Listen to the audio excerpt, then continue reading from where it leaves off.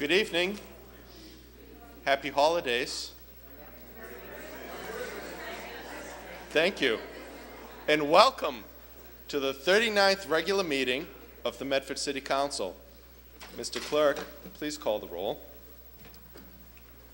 Council Camuso. Present. Council Caviello. Present. Council Knight. Present.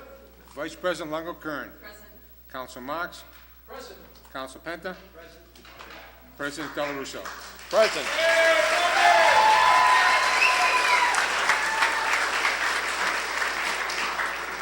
Seven present members, none absent.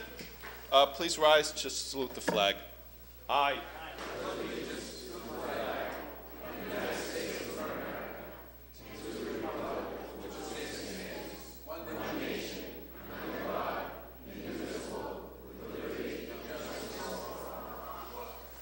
Thank you.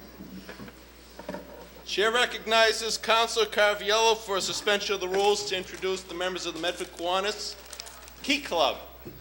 Thank you, Mr. President. Mr. President, it's my honor to introduce the Medford Kiwanis Key Club to sing a couple of songs for the citizens of Medford and our honored guests this evening. Two wonderful Christmas carols from the members of the Key Club. The Key Club. Key Club. Why don't you come up front? Welcome to you all.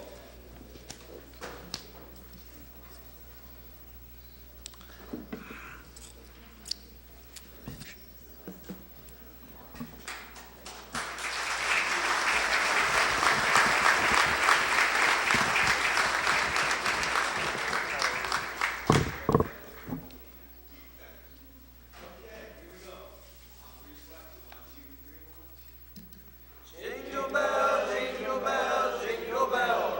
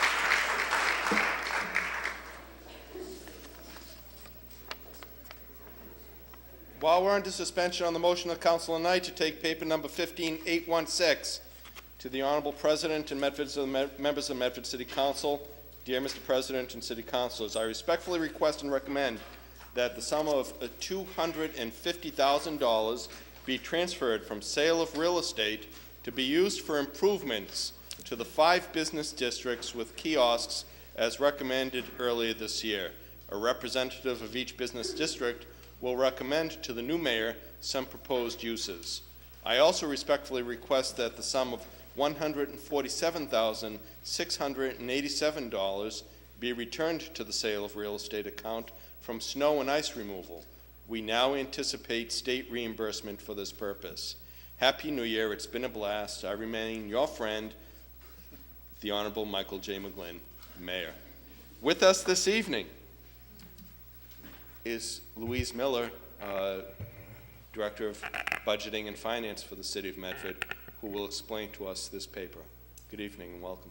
Good evening. This is a request by the mayor as a result of a commitment that was made to the Medford business groups in the 5 different business districts for going forward capital improvements to the business districts. The first installment of $250,000 is being funded through the sale of real estate account. And in years going forward, to the extent that funds are available, it will be funded, we anticipate, with additional revenue, which will be going into the general fund, but from parking revenue. And if I may point out that this was at the request of the City Council. Thank you. Very good. Madam Vice President. Thank you, President Del Russo. Ms. Miller, do we have an expected total budget? You said the coming years is going to be $250,000 a year, or? That is my understanding, is that if the funds are available, that it would be on a $250,000 a year basis. It will be part of the operating budget. And if I understood correctly, the mayor, the new mayor will then establish an advisory committee on the disposition of those funds? That is correct. Can you give us some examples maybe of what will be done with the money? It has to be used for capital improvements, so, improvements to the sidewalks, perhaps improvements to lighting, lane markings, anything of that nature. Trees, even. So it's going to come upon the recommendation of the committee made up of businessmen and women That is correct, yes. to expend the money. Okay. On the motion of Councilor Caraviello for approval, do I have a second? Seconded by Councilor Camuso. All those in favor? If I may, if we Roll could, call is required. I apologize. Madam Vice President. just because it's almost a random $250,000 figure, if we could get an update, maybe at year's end, every year, of what the money's been spent on and how much has been used out of that $250 versus how much is remaining, just so we can have an idea of how to fund it each year. I just feel like don't know where the $250 came from, so want to make sure that we budget it correctly each year and are spending it accordingly and the way it should be spent, obviously.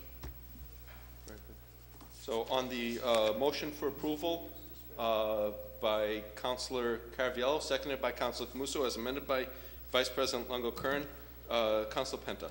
Why couldn't that money be incorporated as part of the Office of Community Development, who was desperately in need of folks, to have a professional consultant come in, as we talked about before? Just taking $250,000 and spending it randomly at 5 squares doesn't make as much sense as having a paid professional. And here's where the money could come from. It wouldn't even have to come out of the city's budget, and you would have a working operating capital to work with. I mean, the city is in desperate need of getting good professional people, and I think this would be a better way to spend the money. If I were to use the money to be spent, that's what I would go, because you need a professional person who's going to be able to tell you what's wrong, why these squares are not multiplying. Just to correct a sidewalk or plant a tree or do a window or put a facade, that doesn't still help the business district. And I think what you really need is a hardcore look and a reality check as to why these businesses aren't multiplying or doing as good as they should. So I would like to amend this to go one step further, that money be considered for the purposes of having a paid professional consultant be incorporated into the Office of Community Development for the purposes of business development for the entire 5 squares in the city of Medford. So that's an amendment by Council Penta that consideration be given to using this money towards the hiring of a business development specialist in the Office of Community Development. Mr. President, if I may? Yes. Because the money is from the sale of, this particular year, the money is from sale of real estate, the money must be used, this initial $250,000 for capital improvement. Sale of real estate funds cannot be used for a salary. And that's just in, just for this particular year. Well, when this first came up, Mr. President, when they were talking about the $250,000, and there wasn't a definition on how this money was going to be spent, there was nothing that required the fact that, you couldn't use it for salaries. Now you're putting a requirement on it that wasn't there in the beginning. And that right there in and of itself is just, it's stifling the whole idea of moving forward. Why can't this money just be put on hold until next year and then incorporated into next year's budget? If you're telling me if it's into the real estate account, why can't it just go into the real estate account and become effective January 1st? Then the then city council can make its recommendation. The sale of real estate account can only be used for capital improvements, so that's all that I was saying. So no matter when those funds are expended, there are currently $407,000 in that fund. Those funds can only be used for capital improvements. But why is it going into the real estate account? Why can't it go to free cash? That is the way the paper was written by the mayor and is being proposed to you. This is being, where does it say that, Louise? That what? I'm That the sorry. 250 has to go into the real estate account? It says, I respectfully request and recommend that the sum of $250,000 be transferred from sale of real estate. But that doesn't mean that the council can make a subsequent request to send it to free cash. I would amend the motion that it be sent to free cash. That way the incoming council can have a better, intelligent way of learning how to spend the money. That we'll have to do as a B paper because it's contradictory to the main motion. Okay. Chair recognizes Councilor Marks. Thank you, Mr. President. Louise, how is the representative of each business district going to be selected? I actually do not know that. I assume, or I shouldn't assume, but I believe it's going to be the mayor selecting a representative from each of the business districts, but I do not know that for sure. The new mayor will have to determine that. Mr. President, with all due respect, I think at this point, I would ask that we lay it on the table. There are a lot of unanswered questions on this particular proposal, and I think it warrants more discussion. And we may look at having $250,000, $250,000 spent to improve communication between the Chamber of Commerce and the City of Medford. We may choose to spend the $250,000 to promote small business to come back into our community. There may be a number of initiatives rather than saying every business district will get $50,000 and go off and do what they want. And maybe it would be worthwhile to have us as a community look at the larger picture rather than break us into 5 separate business segments and say, what can we use with $250,000? And it's not just for the first year, it's the second, it's the third and the fourth. And by year 4, you're talking $1 million. And this is not chump change. And I think we're better off, we have an economic development subcommittee, that we refer this to the Economic Development Subcommittee, find out who these 5 representatives are, or maybe there's more than that, meet with them, let us hear what their needs are, because this clearly states to us, it says the business district will recommend to the new mayor some proposed uses. That doesn't say the mayor's going to implement them, doesn't say the mayor's going to act upon them, it doesn't say anything other than they're just going to recommend uses. And I'd like to see a little more than what we have in front of us tonight. So I would ask that this be sent to the Subcommittee on Economic Development. Very good. So that's also contradictory to the motion that's before us. So may we do that as a C paper? If you want, we could do a motion to table. It doesn't matter to me, but Are you motioning to table? we'll do a motion to table then. On the motion of Council Marks to table, all those in favor? All right. All those opposed? 1 in opposition. Councilor Camuso.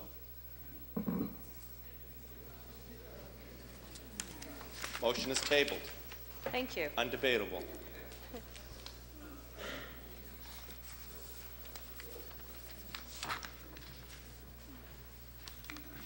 While we're under suspension, this is a wonderful evening of celebration tonight. 2 members of the City Council will be retiring and leaving the council, and we wish them well. They each have many members of their families and friends and longtime supporters with them here tonight to help us in that celebration. But as is custom, we'll give, at this time, invite each of the councilors the opportunity to make a final address on this occasion and to speak to their colleagues and to the people of Medford. And then after such presentations of speeches on behalf from both members, we'll adjourn to enjoy some refreshments and presentations of gifts from the City Council. So at this time, we're going to... Do you want to do them afterwards, or do you want to do them all together?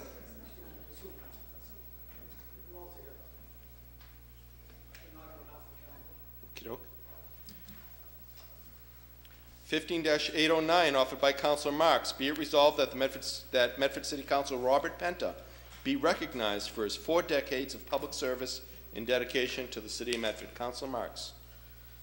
Thank you, Mr. President, and it's my honor and pleasure to speak on behalf of a colleague I've served with for the past 16 years, someone that I've grown to respect and admire, and someone I got to know outside of this railing, and consider not only a friend, but a close friend, and that is Councilor Bob Penta. Bob is the longest-serving city councilor in this city's history, and also the longest-serving consecutive city councilor with 18 terms or 36 years, Mr. President. That alone is an accomplishment in this day and age. You know, far too often you hear about people serving public office, and within a year or two, you know, something comes up, or you know, their name is besmirched, and you know, things happen. And here we have a gentleman that served with distinction for 36 years, the residents of this community. And I really find it amazing that someone that's been so vocal in the community and willing to talk on every issue. You know, there are times that we'd have tough votes that, you know, we'd discuss ahead of time and say, well, what do you think about this and what do you think about that? And then we'd have a crowd of people come up, crowd of residents, and there may be 150 residents in the audience. And surely, Mr. President, you'd see one by one the councilors say, well, 150 people here. I was going to go this way, but now I may go that way. You know, counting the number of votes out there. And I can unequivocally state, Mr. President, that never happened with Bob Penta. Bob...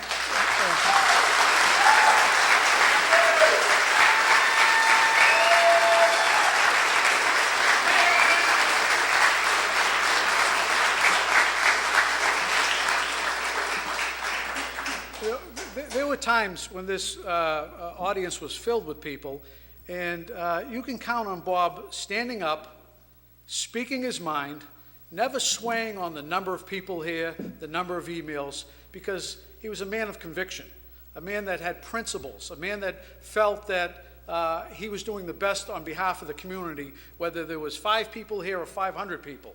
And that's a trait that you have to admire. It's something that I admire, because it's not an easy task. You know, the easy thing to look out in the audience and say, there's 100 people here. I'm with them, because as an elected official, you want to be everyone's friend. But it's the harder thing, Mr. President, to stand up and stand by your convictions, no matter what the odds are, and that is Bob Penta. You know, when you look at the years, 36 years, you know, a lot has changed in 36 years. Jimmy Carter was president when Bob Penta got elected in 1980. A postage stamp was 15 cents when Bob Penta was elected in 1980. And Billy Joel's song on the charts was "It's Still Rock and Roll to Me" in 1980. So as you can see, a lot has changed over the time, and the one thing that has remained constant is Councilor Penta's commitment to this community and the residents of this community. That has never wavered in 36 years. You know, Bob fought for transparency. He fought for fiscal responsibility, a common sense approach to city government, and never, as I mentioned, never changed his vote no matter what the odds were or what the issue was. Bob was always true to himself and always represented the people in that manner, Mr. President. Bob served for many years on a lot of different boards. We'd be here all night if we went through every one of Councilor Penta's accomplishments, but just to name a few, Bob was a member of the Community Advisory Board for the New England Memorial Hospital. Bob served on the Board of Directors for the West Medford Community Center, and still does currently. Bob serves on the board of the Brooks Estates. He's one of the Board of Directors for the Brooks Estates Land Trust. He is a member of the Mass Municipal Association Board of Director and past member of the Public Employee Policy and Environmental Committees. Over the years, there's been a number of issues in the community, and I can tell you firsthand, when the parking program came up, and there were a lot of people pro and con on the parking issue, there was one person that went to every one of the 5 business districts. One person that went into the business, no matter what size you were, no matter what your business was, and asked, how does this impact your business? Is this going to be good or bad? And that was Bob Penta. No one else went around to every business district.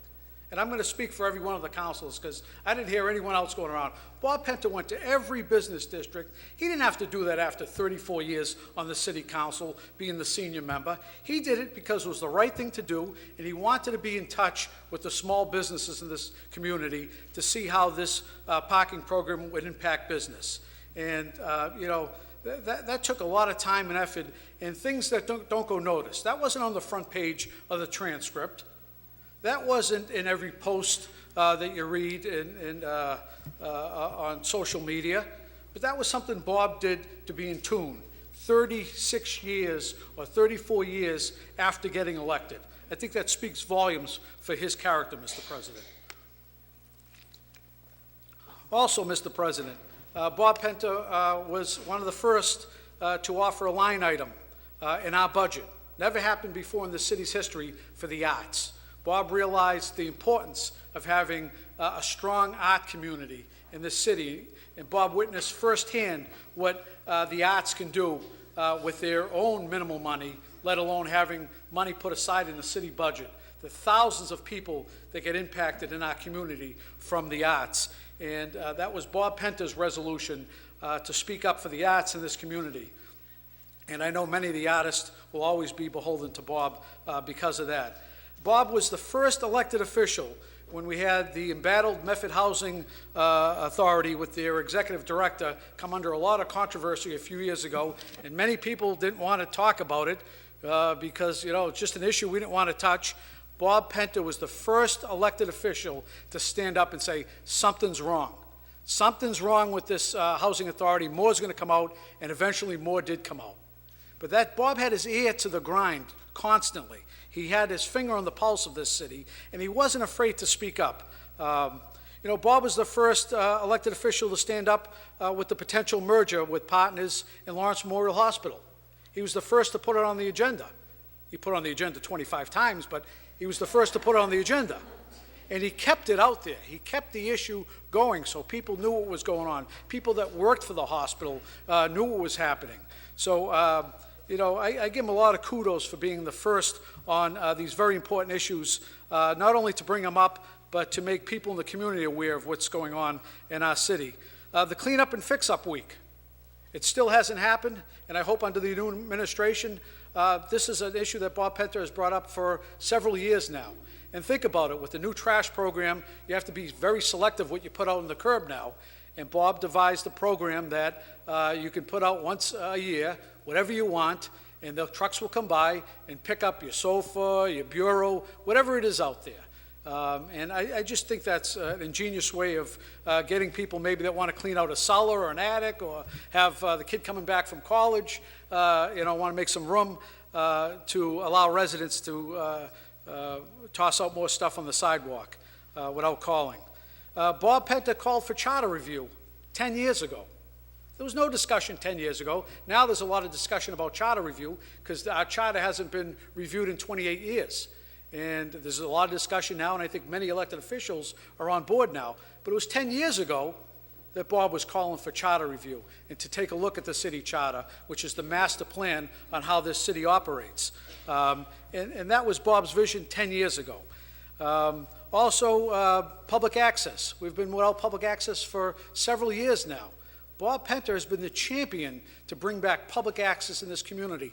Not for Bob Penta, not for this council, we're on Tuesday nights, for the people of this community, local programming that we used to have in this community, which is very important to the success of this community and to the well-being of our sports programs and arts and culture in this city. Bob Penta has realized that for years and has been an advocate and a champion for public access in this community. The Courtyard Nursing Home, when neighbors got up in arms because they leveled all the mature trees in the back of the Courtyard Nursing Home, Bob Penta stood aside all the neighbors and said, "What are you doing here?" And he forced the hand of the nursing home to plant mature trees to act as a buffer, like it was originally, between the neighborhood and the back of the Courtyard Nursing Home. And that was Bob Penta that stood up on behalf of the residents of this community. So, you know, I'm proud to say these comments about my friend, Bob Penta. He will be sorely missed. I know I'm not the only one that's going to miss him, but he will be sorely missed. And my wife will be happy because I'll be getting home an hour earlier now on Tuesday nights. So I'll be home in reasonable time. But honestly, I hope to see you around, Councilor Penta. I hope to see you stay active. You have such a knowledge that we as a community need to tap and stay involved. And I've always envied your record keeping. I mean, you would pull out resolutions from 1983. I can't find the resolution from last week. And you would have a catalog. Susan, your house must be like the CIA. You must have a file on each. It's amazing. Over the years, the information that you're able to obtain and access through your cataloging and due diligence, I think is just another part on how you treated the job. This wasn't just a side job that Bob Penta did on the side. This was Bob Penta's full-time job, and he treated it like a full-time job. So I know there's a number of residents here that would like to present Councilor Penta, in addition to what we as a council are presenting, Mr. President. There are a number of residents that would like to present Councilor Penta with the gift for his 36 years of dedicated service as a public servant to the residents and to the city of Medford. So at this time, I would ask that the residents come up with the gift that they have, Mr. President, and present it to Councilor Penta.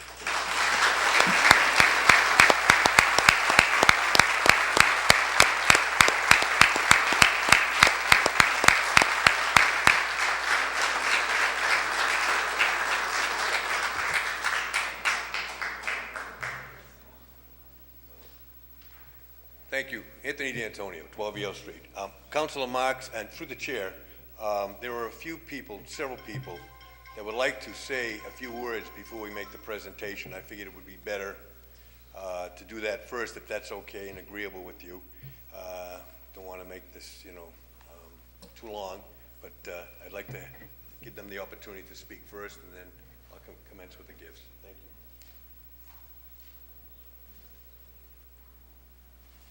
Welcome. Please Good state your name evening. and address for the record. My former student, president of the council, Fred Delarusso.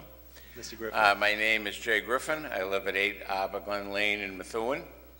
I want to congratulate Councilor Camuso, another former student, on his service to the city. But in particular, I want to address my remarks to the citizens of Medford and to one of my closest friends, Councilor Penta. I just want to take a few minutes of your time to reflect on my thoughts about Bob. Bob Penta speaks his mind, as Councilor Marks said. He doesn't sugarcoat anything. His speech doesn't pander to any group. He says what he feels. Councilor Penta has been an outspoken champion of preserving Medford's proud history. Without his support, there would be no Brooks Estate. Councilor Penta served with me on the executive board of the Medford Brooks Estate Land Trust. Bob raised money and promoted the estate every chance that he had. The carriage house would not be in such a terrible state of disrepair today if the city had supported the reuse plan that he had pushed before. Bob Penta also served on the executive board of the Medford Historical Society with me. He was always the first to volunteer when we had special events, exhibits, and tours. Councilor Penta made sure that the city funded the restoration of the Historical Society's museum on Governor's Avenue and the preservation of the Craddock or Peter Tufts house at 350 Riverside Avenue. Many years ago, I came before the Medford City Council to address problems that were taking place in Royal House Park. Actually brought a brick from the wall and slammed it down here. We had kids in the park drinking. I found hypodermic needles. There was no lighting. The wall was too high. Everybody could hide. Bob worked with Bill Slagle, and between the Royal House Association and the City of Medford, we spent $40,000 to put the new wall around Royal House Park. At present, there is no lighting. I just drove by just to be sure. There were 2 lights there. He had 3 lights put in, 2 that illuminated the park and 1 that would shine on the house. As you go home tonight, Fred, look, it is pitch black. You're waiting for trouble to happen. The fence between the park and the house has been destroyed. There's big holes in it because the beech tree came down. So now this is in this city council's hands. I can see in the future, if you don't put some kind of lighting in there, you're going to lose one of the premier national historic sites in the state of Massachusetts and in the United States of America.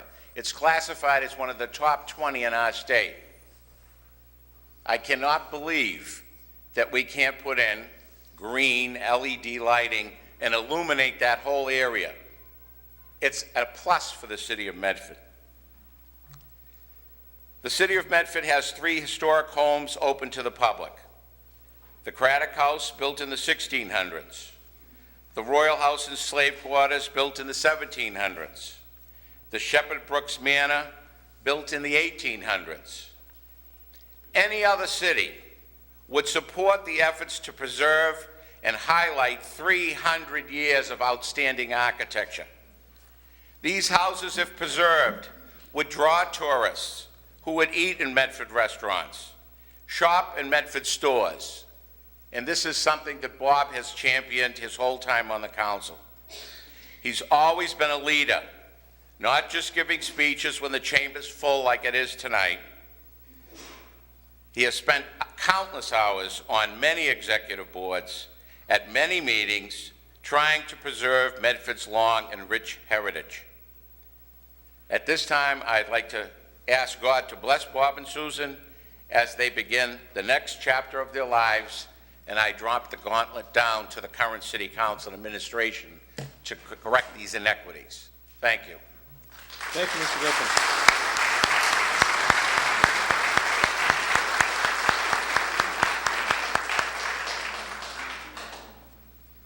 Welcome. Please state your name and address for the record.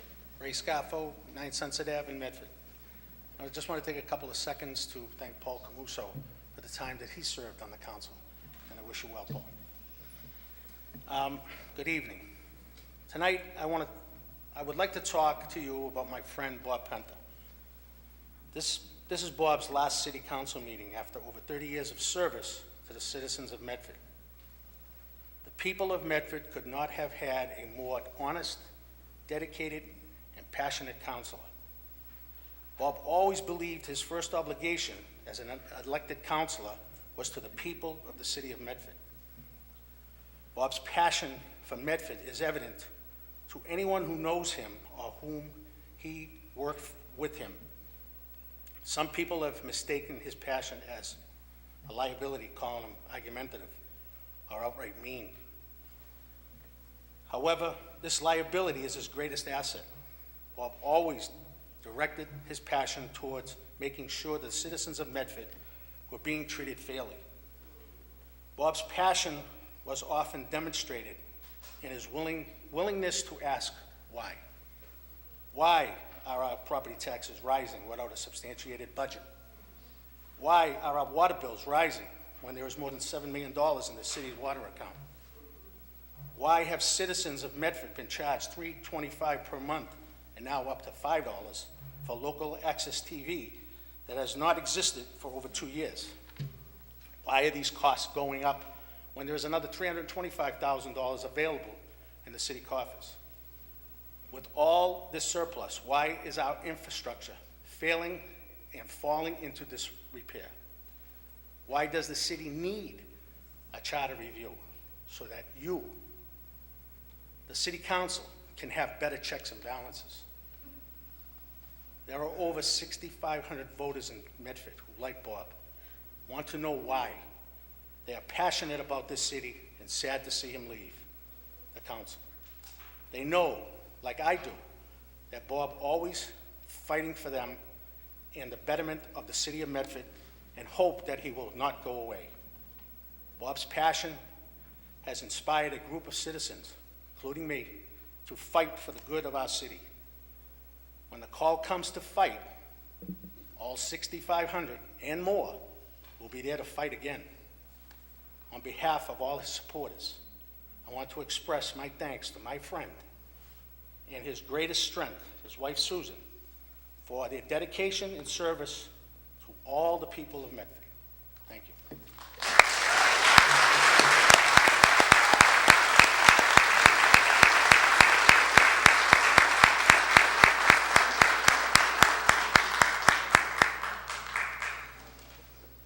Welcome. Please state your name and address for the record. Anita D'Antonio, 14 Yale Street. Councilor Penta, Bob, I want to thank you for your devotion in representing all of the residents of Medford. You are our advocate on the City Council, and you fought with passion to achieve the best outcomes for all of the residents of Medford. With grit and determination, you communicated the frustration of so many of us as our voices and concerns fell on deaf ears or were ignored time and time again. I personally want to thank you for standing with me, my family, and my friend and neighbor, God rest her soul, on a particular issue. Because of you, my neighbor felt vindicated and realized that someone actually listened to her point of view, understood it, and pushed back the bullies. You endured unwarranted backlash for your efforts. But what you did will never be forgotten by me, and I will be forever grateful to you. Harry Truman, a Democrat, and you're a Republican, in case anyone missed it the last time, said, "Fame is a vapor. Popularity is an accident. Riches take wing. Those who cheer today may curse tomorrow, and only one thing endures: character.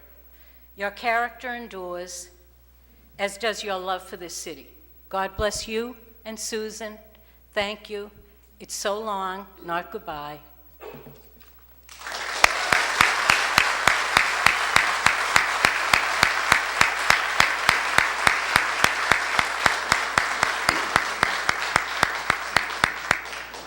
Thank you, City Council President Del Russo, for being allowed to speak here this evening. And my sentiments also to Councilor Camuso.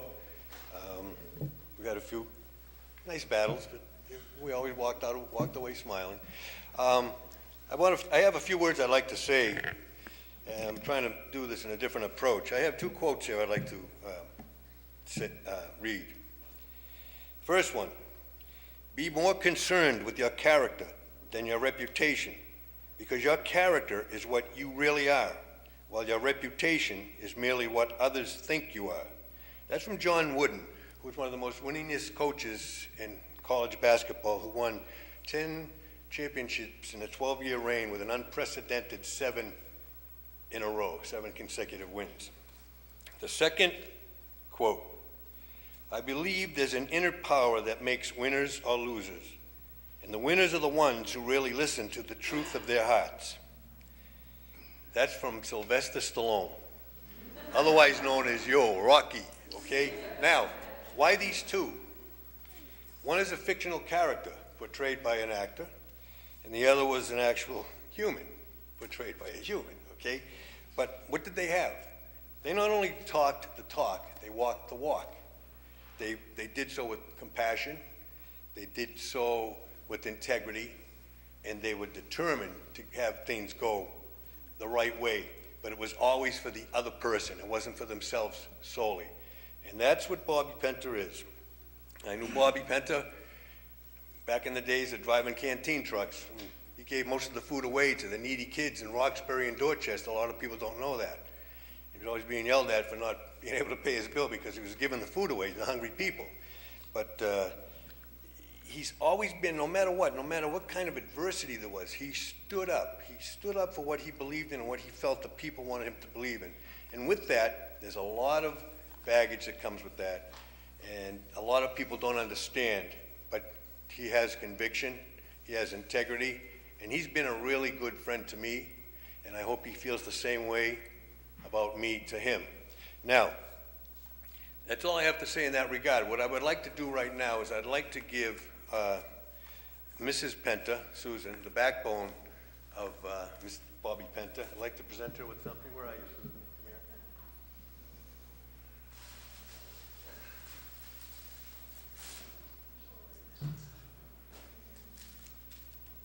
Come here.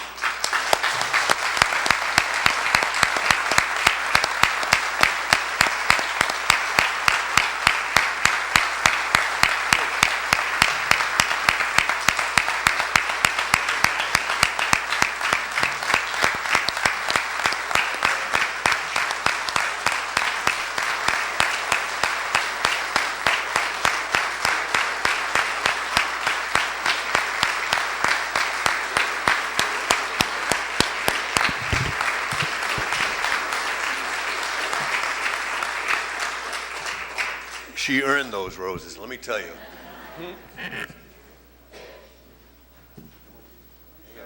Now, we know you worked very hard during the campaign this past year, and your supporters and your friends felt that the two of you deserve something to show our appreciation for your efforts. So the first thing I have is a gift certificate for a lovely meal for the two of you. To a place called Il Posto in Somerville. So the two of you can go and enjoy a nice meal. We have, I'm telling you, it's very good there. It's very good there. to start your new year off, a bottle of Dom Perignon.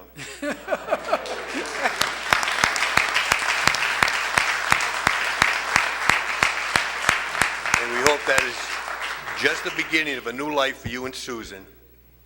And for Councilor Penta, we have a special gift for you. Would it be okay if Councilor Penta could come over to the podium, please?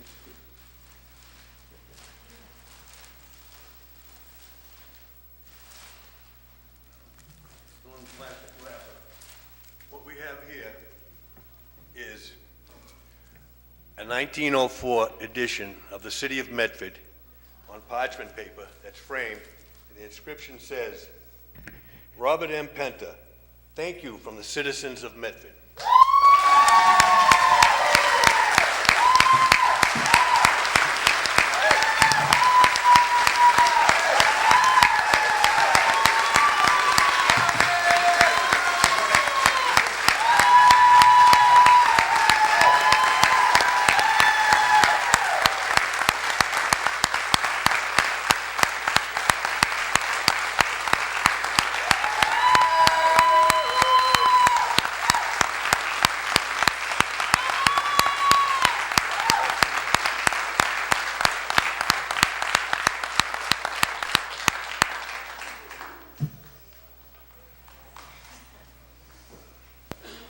Thank you, everybody. Susan Penta, 0 Summit Road, Medford, Mass. First of all, I want to thank everyone on the council for all your support of Bob. And it's been a crazy year. I'm looking forward to some time off just to relax a little bit and find ourselves again. And I've said it before and I'll say it one more time. Bob Penta, I love you. You are an amazing man, and I'm proud of what we did and how we did it. And I'm saying it publicly now because you are an amazing person. And I believe that you love this city more than anything else. You really do. And I tell people all the time, it reminds me of the song, you don't know what you got till it's gone. And I think that people will notice when you're gone. So don't go too far, okay? I love you.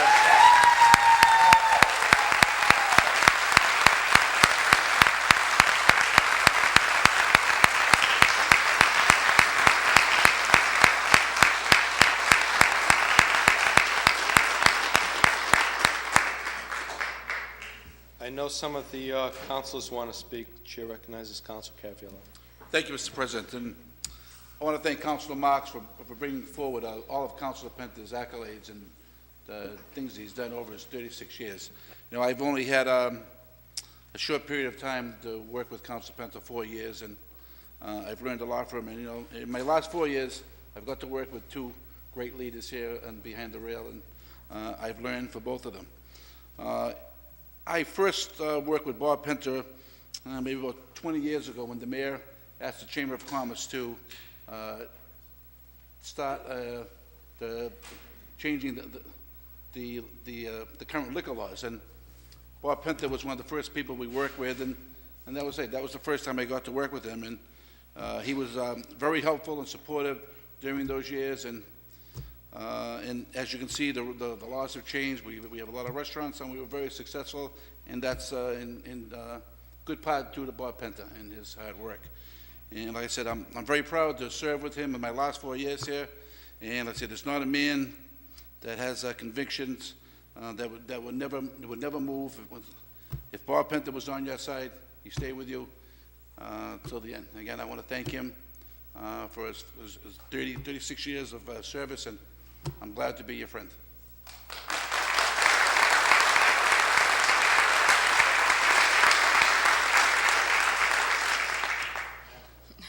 Thank you, President Del Russo. I'm sorry to keep everybody from their cake, and everybody did such a great job talking about Councilor Penta, but I have to say a few words. I want to thank you, Bob, for your many years of dedicated service. You've been serving since before I was born. I want to thank you for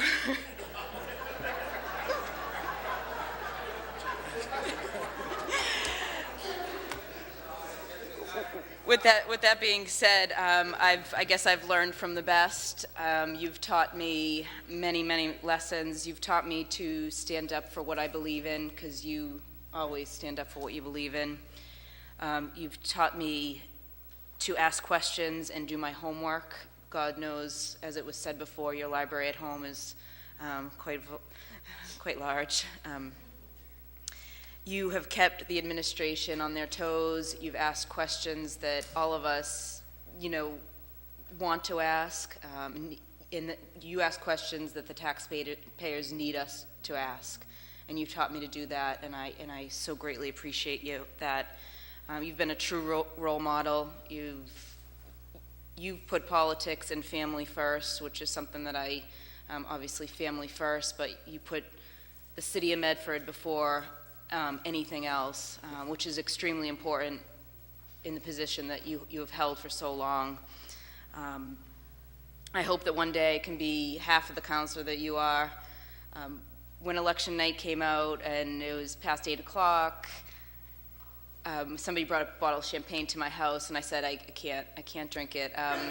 I had this emotion of seriously just feeling like the council will almost be empty without you. I finally realized that you weren't going to be here come January 1st, and that's a big set of shoes to fill, and we will do our best, I'm sure, but it will never be the same. You've taught me so much, and I really appreciate all you've done for the city, and I hope you stick around, and I'm sure you'll keep your voice heard and be fighting for the people even during your retirement. So I do hope you enjoy your trips to Florida and have some fun with your grandchildren and your lovely wife. You will be missed, and just thank you for all your years of service.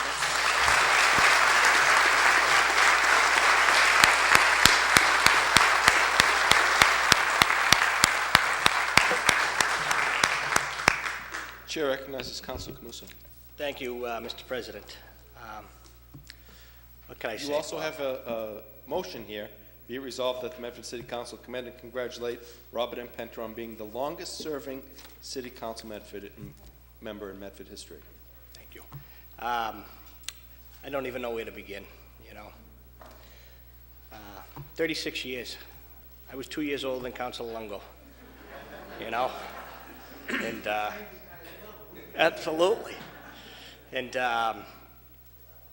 for the first time, I'm speechless. You know, Bob, you're really a fellow that's kept me young over the years. You know, sometimes you'd think that we were two kids getting ready to fight at Plaisted Park. But in reality, we were both just fighting for what we really believed in. And that's something that I admire about you, you know. I'm going out this evening, retiring as well, and the council's not going to be the same without you. I respect your loyalty, your tenacious ability to fight for what you believe in, and you've certainly been passionate over your tenure on the council. One thing that I really admired about you, and I was going through a similar situation at the time with my dad, was when you cared for your lovely wife, Linda, and I saw a side of you that most people didn't see. And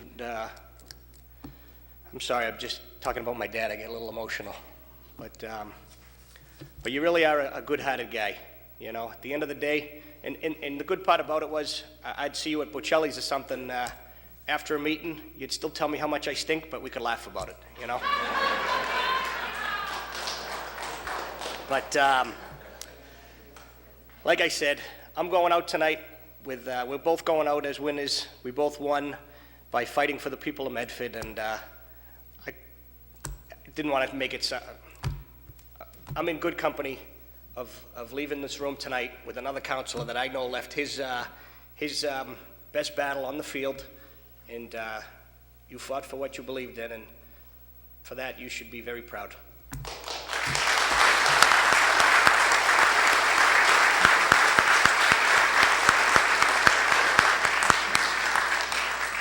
Councilor Knight. Mr. President, thank you very, very much, but more importantly, Councilor Penta, thank you. I think everybody behind the rail has been involved in government for a good portion of their professional career, and we've all had interactions with Bob Penta. And one thing I can say about you, Councilor, is I'm certainly very disappointed that I don't have an opportunity to work alongside you for more of a tenure than I have. I think everybody behind this rail has had an opportunity to work with you a little bit more than I have. And one thing that I've really been able to take away from working with you, Councilor, is that it's about the issues. It's not about personalities. It's not about winning or losing. It's about the issues, and it's about doing what's right for the people in Medford. And you and I could maybe not get along on one issue, and when that issue's over and the vote's taken, 2 seconds later, something else is on the table and needs to be addressed, and what's over is over, what's done is done. Let's work on the next thing, Councilor. So I certainly appreciate the way that you can leave it behind the rail, that it's not about personalities, it's about people, it's about the city of Medford, and it's about moving Medford forward, Councilor.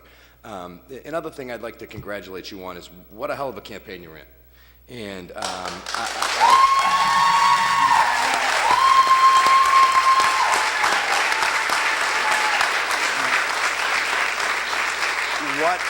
what a hell of a campaign. You weren't outworked, Counselor. You weren't outworked. You did a great job out there. You pounded the pavement. You're out there working hard every day. And, you know, I don't think that anybody can ask for anything else. So thank you very much for all your service. Thank you very much for what you've done to make the city of Medford a great place, Counselor. And I know that this is a retirement party, but I'm pretty sure that you're not going to be gone for a long time. So thank you very much, Bob. It's been a pleasure working alongside you.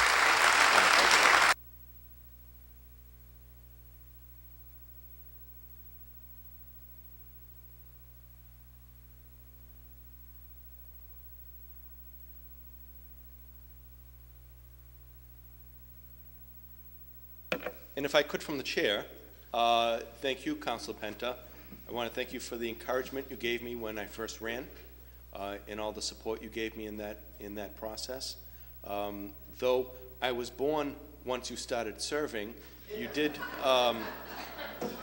serve from my father, and I learned a lot from that era. It's been good to serve with you. You've done very well for the people of Medford. You've fought for a lot of people who didn't have a voice, and you made their voice heard. You've come to the end of your term. You have a wonderful opportunity to recreate your life, to enjoy it anew with Susan, to spend time in Florida, where all the retired politicians from Medford go, and sit around and look for things to do, drive their wives crazy, and talk amongst themselves about how all of us left here don't know what they're doing. So we wish you well, and we hope you have a wonderful time. Thank you, Bob.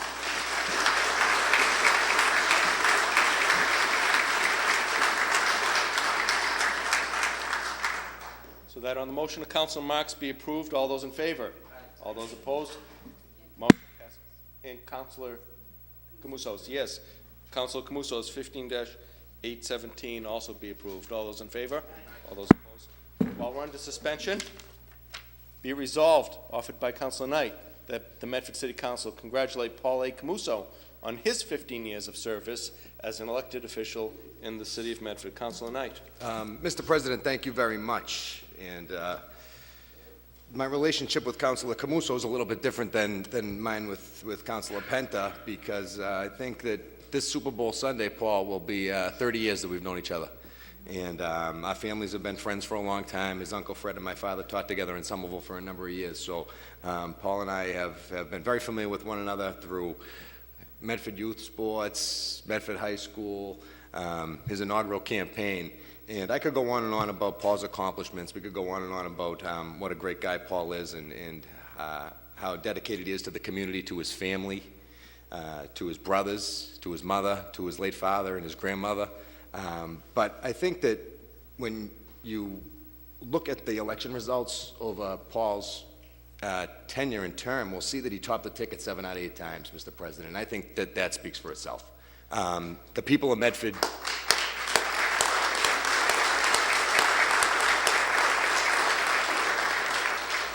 The people of Medford knew that Paul Camuso was doing his job. The people of Medford knew that Paul Camuso was working. The people of Medford knew that Paul Camuso was an effective city councilor and an effective member of the school committee.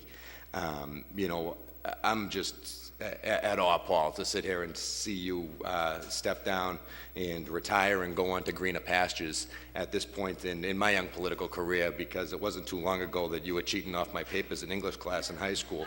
So I'd really just like to take a moment to thank you for your friendship, but more so, thank you for your service, because when your political career ends, you go back to being a normal citizen, and, well, as normal of a citizen as you can be.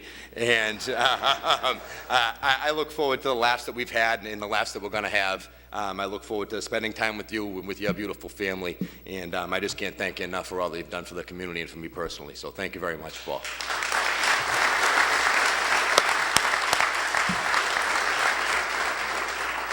Councilor Caraviello. Thank you, Mr. President.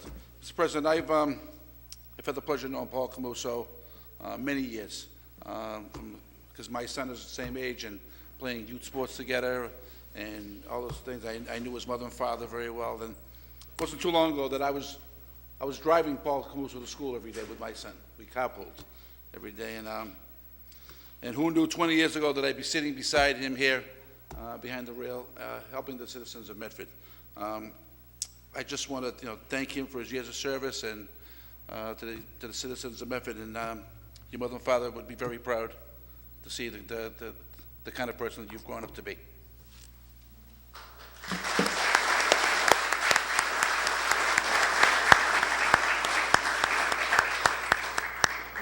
Councilor Marks.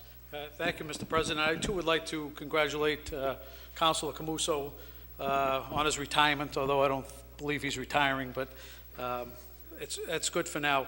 You know, when Paul first got elected, I remember during one of the debates, Paul had a catchy line, and the line went like this: if you need your sidewalk done, if you need a tree trimmed, if you need the snow plowed in front of your house, you call Paul Camuso. And you know what? It dawned on me. When I used to get constituent calls, I used to say, you know what? Call Paul Camuso. And let me tell you, sure enough, people would send me an email, call me back, say, hey, thank you for getting that done. I got my sidewalk done. So, Paul, you were more than a help. Let me tell you, that you can understand. But, as Councilor Camuso mentioned, Paul championed a lot of things on this city council, a lot of issues that he felt near and dear. He was always someone that did the homework and was present. Paul, you don't top the ticket, as Councilor Knight mentioned, without being out there, without talking to people, without having your finger on the pulse. And Paul was a constituent guy. And that's what got him elected. He thought all politics was local, like Tip O'Neill. And it's true. It is local. And you have to be out there. You have to be in the forefront. And you have to get back to people. So the one thing that I could say about Councilor Camuso is that he returned the phone calls. He went to your house when you had a broken sidewalk. And he, was there when needed. And I respect that in him, and I look forward to seeing him active in the community and active with his family, his young son and his lovely wife. And I see your father-in-law here, who never comes out, Frank Femino. I haven't seen Frank in... Hey, Frank! You must have promised him dinner tonight, because I haven't seen Frank out in a long time. But no, what all candid, really, I wish you well in your retirement, and I hope to see you active in the community.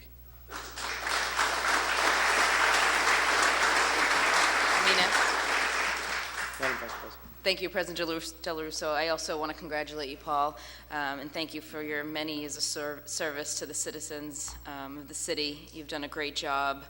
I think one thing I admire is the responsiveness you had to the constituents. I think they'd call, and like 30 seconds later, you'd be calling people back, and something we can't even keep up with sometimes. So you've done great work. Enjoy your retirement with your family and your son, and I wish you the best.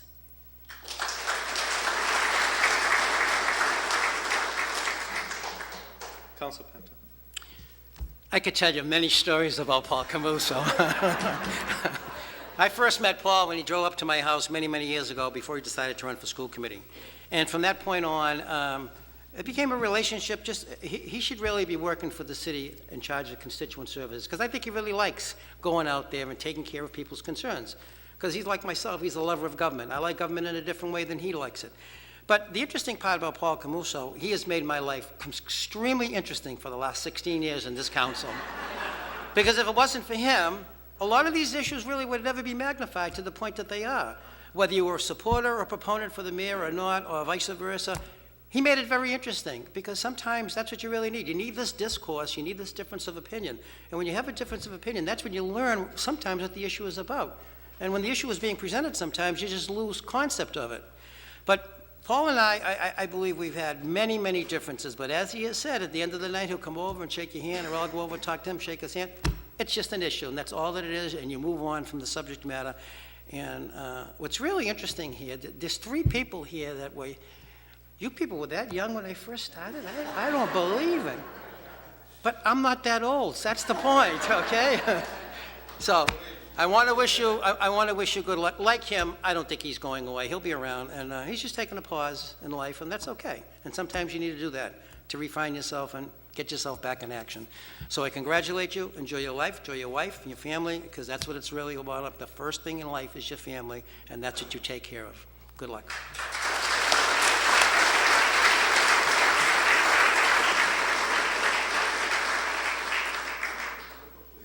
Paul, our relationship started off very rocky, and it got better over the years, very much better.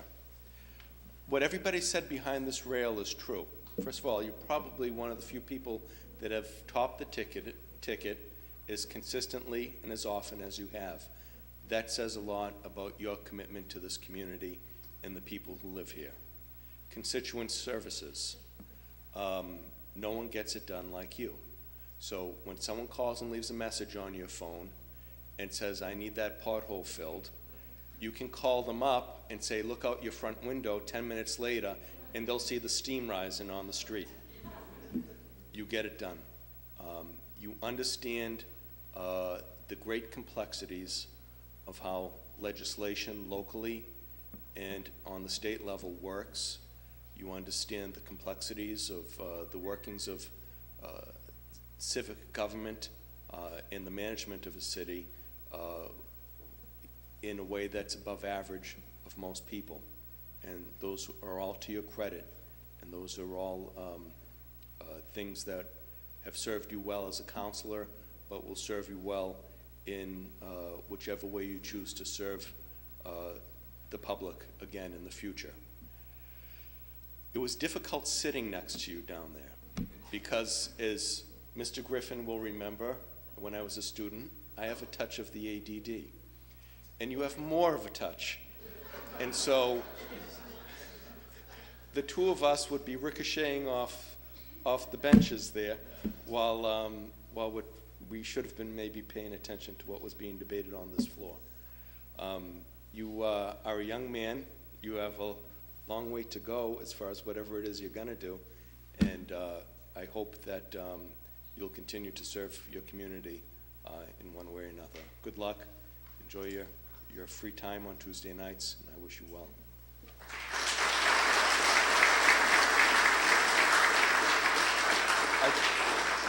I think what we're going to do is just allow both you and Councilor Penta to address, and so we'll have Councilor Penta come up first, where he's the senior member by service.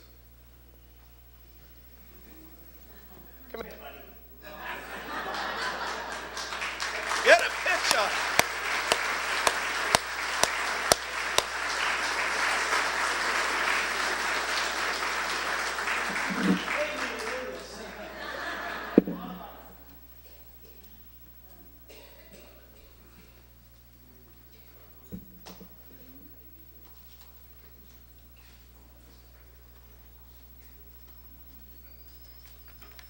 You know, I had a big speech prepared, but the first thing I'm going to say, I'm not retiring and I'm not going to Florida. I'm staying right here in the city of Medford, all right?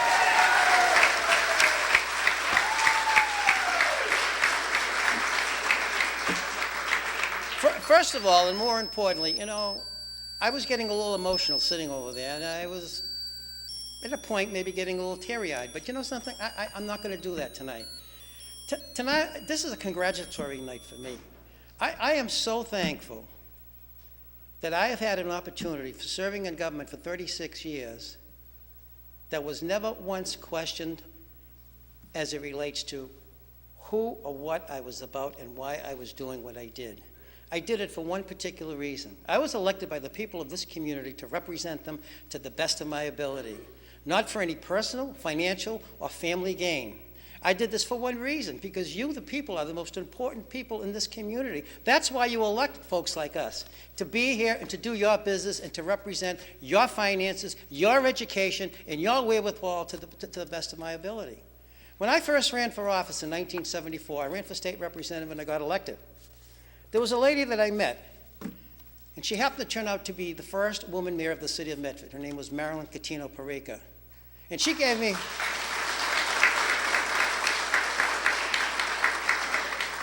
She gave me a guidepost that I used in this very past election. It basically was, true leadership is found in the plan that one has to offer for respectful consideration.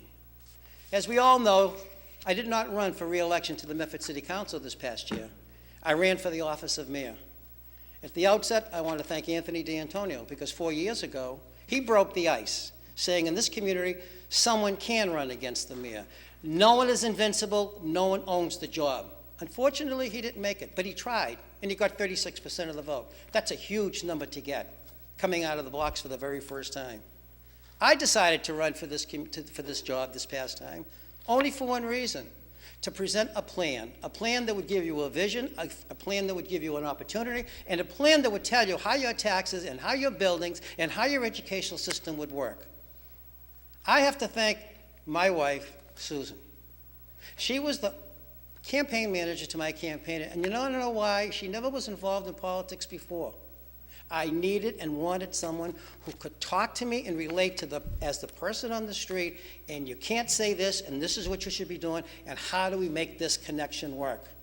She stabilized me during this campaign, because everyone knows at the drop of the dime, I could lose it, and I have, and I'll admit it, and I have probably at council meetings in the past through the years, and that's only because of my passion for the job. That's not because of any hate for or against any one person or any one issue. You know, the one thing this community really has to figure out, and with all due respect to the incoming administration, this election was not a landslide victory. So there's a lot of work to be done here to make this city go in the right direction, and to bring people together. And to bring people together, there has to be an understanding that folks need to be involved. And how do you get involved? You need to speak up. You come to that podium on a Tuesday night or whatever it might be. I will assure you of this. I may be sitting there now up until January 4th, but I'll be behind that rail after January 4th, because if I think there's something...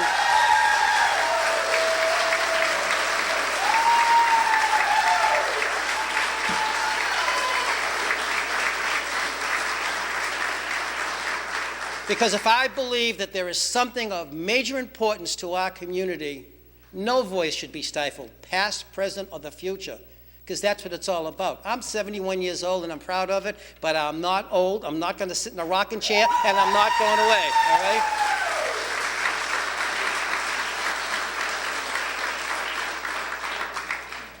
Two particular points I want to bring up, and I think it definitely needs to be cleared up, because it was misdirected during this past campaign for mayor.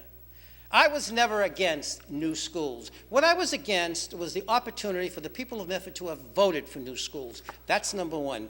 Number two, you were taking away your community schools. So when we went to 14 schools down to 4, that was a huge change in this community. And a lot of people did not have their input into that. And as a result of that, and the reason why we built new schools at that point in time, some 15 years ago, was the schools were becoming run down. They were becoming misused or not used correctly, and they needed a lot of repairs. Well, here we are now, some 15 years later. Rick Caviello, on this first year on the term, that's 4 years ago, that would have made it 11 years ago, produced a paper that said the new schools are $1,102,000 in repairs. We're right back to where we were. That's why we built the new schools. There is the need to making sure that the new council, the new school committee, stays on top of their buildings, because look right up there. That's almost 3 years old. 3 years old, and the city is yet to fix that. And the superintendent of schools was sitting right over there when that ceiling fell, and it still hasn't been fixed. People, you've got to be involved. You need to stay involved. You know, I'm over this feeling of right now of being sad. I'm not sad. I'm glad, because I have created a new family for myself, a family of people not only who believe, but they need and they want the change to take place in this community. They don't want.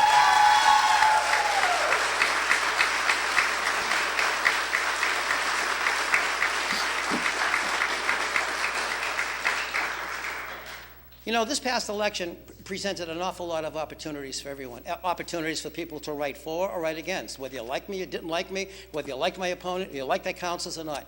You have 2 brand new councils, you have 2 brand new school committee people. That in and of itself should open up big doors for the people in this community who want to see how and where their election process is going.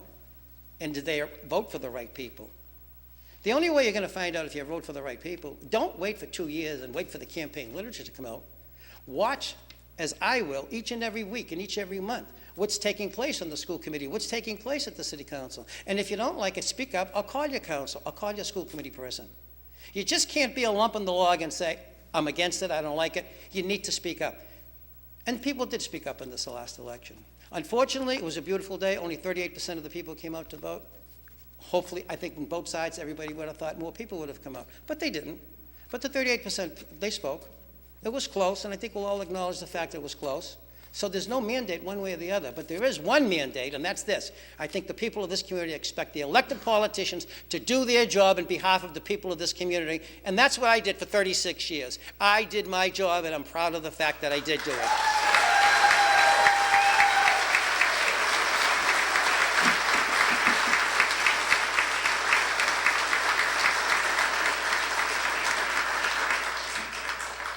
You know, there's always people during the campaign that you want to acknowledge, and, you know, there's so many. I could look at this entire audience. But to me, he's my unsung hero in each and every one of my campaigns. Whenever I ask him to do anything, he just does it, and there's no questions asked. And that's my brother Anthony, and I have to publicly acknowledge him because that's what he is. Okay?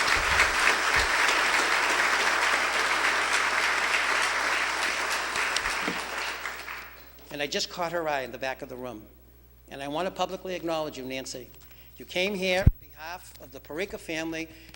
Her family stood out at the polls for me on Election Day because they believed in me, and I thank you very much. Nancy Parika.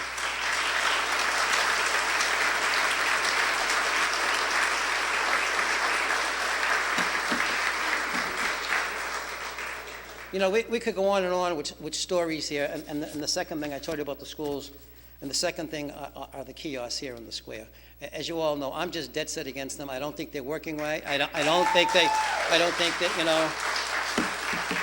you know, there's a resolution on the council agenda here tonight, and it reflects upon the fact that during this past campaign, my opponent put out a questionnaire as it relates to senior citizens, should they be allowed to park for nothing? Not only do I support that, if we're going to tweak it, then let it be tweaked and give some benefit back to this community. And I would hope that this city council holds the present administration feet to the fire by telling the Republic parking people that seniors do not have to park here. It's bad enough that you get taxed for everything else, and 45% of this community is made up of seniors. Give them a break, folks, because you got the water, you got the meals tax, you got the hotel tax, and you got your real estate tax, and anything else you want to talk about just keeps going up in this community. And while everything keeps going up in this community, salaries have not gotten up. Everyone that works in this building works for you. Your tax-paying dollars pay for everyone's job in this particular building. To get your biggest bang for the buck, let them work for you. And that would be an easy way to do it. Remember, this Republic company is here for 10 years, and you've got no control over it. But the one thing you have control over is the people who signed off on that contract, and they have a right to go there and negotiate. And when my opposition turned around and put that out there, and that's one thing I would be supportive of, that senior citizens in this city park for nothing in the city of Medford, they don't deserve to pay.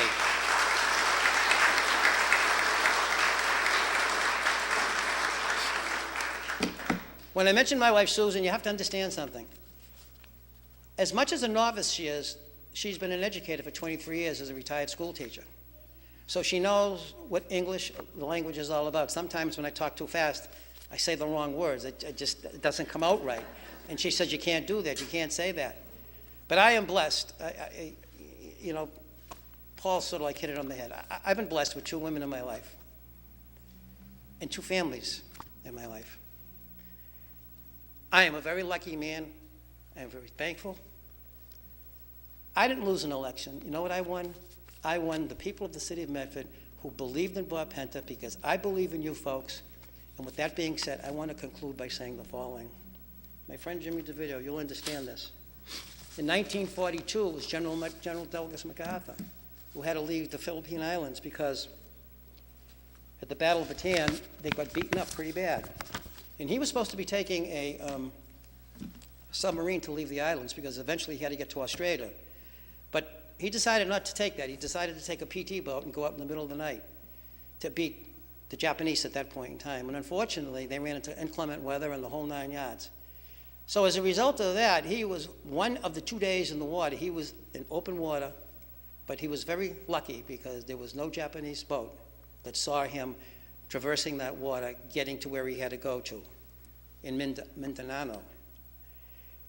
2 days later, when he finally landed there, he made a very famous speech.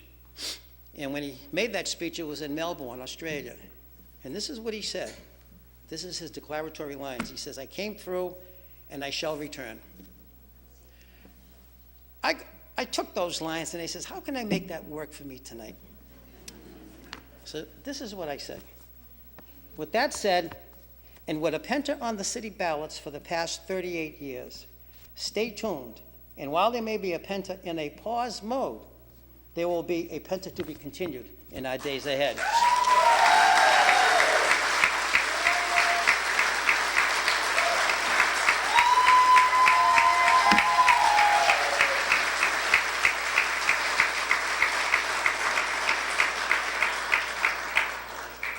I thank you, my family, my friends, and even those folks who don't like me or didn't vote for me, because you know why? You expressed your opinion, and I'm okay with that. And for all those who've supported me in my positions through the years, and may our loving and forgiving God bless all of us, and may God bless us all as he sees fit. Bona Natale. Thank you.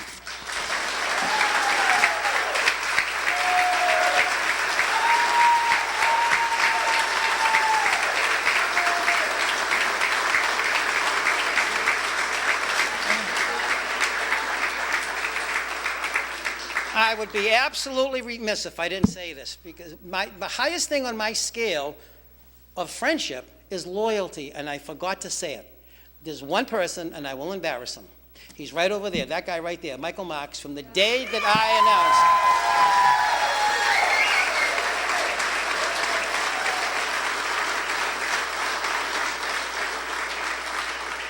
announced. From the day that I announced, no questions asked, he stepped up, came forward, over and beyond my friends, my new extended family of friends, but for an elected official to put his neck on the line, no questions asked, no wanting for anything, that to me is what it's all about. These are my friends, you are my friends, and God bless you all. Thank you.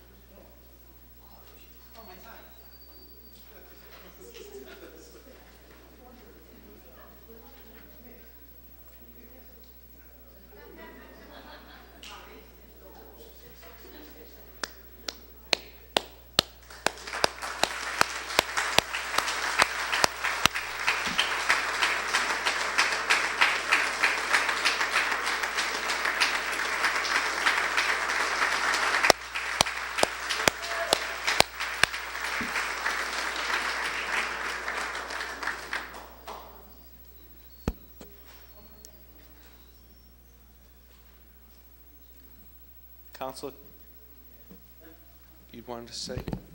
You know something? His tie, listen to his tie. Huh? Listen to your tie. On my tie. There. That's it. I would be absolutely remiss. My daughter Kim, my son-in-law Patrick, Erin, my extended daughter, Erin, and Brian.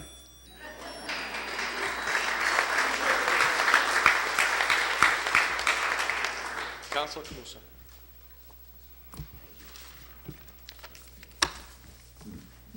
Thank you, Councilor Penta.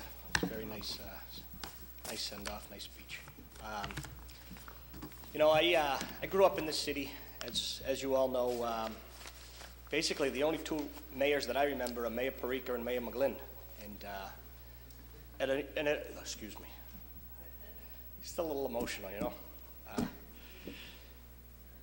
During my last 16 years as a member of the City Council, you know, I had some of the best times of my life, but also some of the toughest times of my life.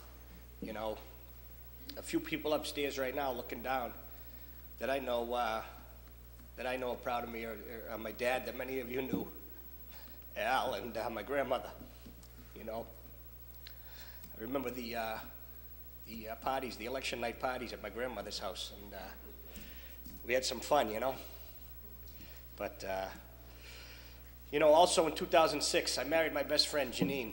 You know, Janine, thank you for being there for me, because as Susan knows and the rest of the spouses of the councilors, this is a full-time job, you know, and I had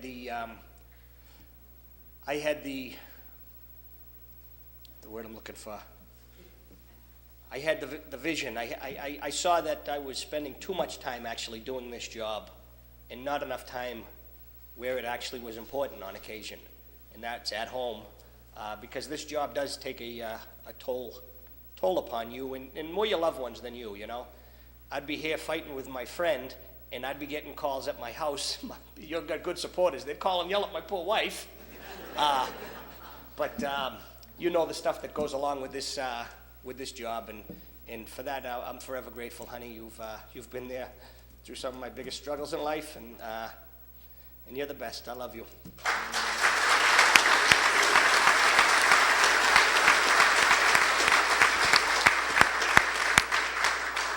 Moving ahead a little bit, a couple of years, this next best, well, they're equal. Best thing in my life is that little guy sitting in row number 2. Little Jimmy, stand up. Stand up, buddy.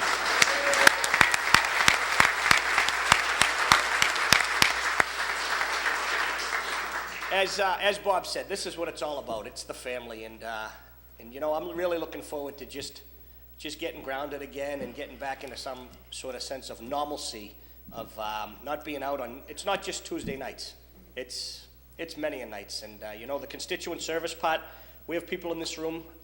I'm only as good as the people that have supported me and got me to where I needed to be at first. And a few people that I want to acknowledge from my family is my brother John and my brother Mike.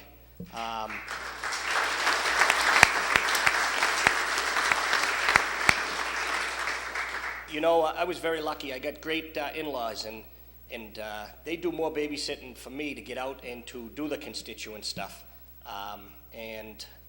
You know, you're going to get a little more free time on your hands now too, Jeannie and Frank, because I'll be home a little bit more. So thank you for all that you've done for me and my family over the years, and also my brother-in-law Frank. But you know, my original committee, they're mostly here tonight. When I decided to run for office in 1999, I gathered the people that were just closest to me and near and dear, and that's my aunt, my campaign manager, Carol Regan, who's right there. Thank you, Auntie.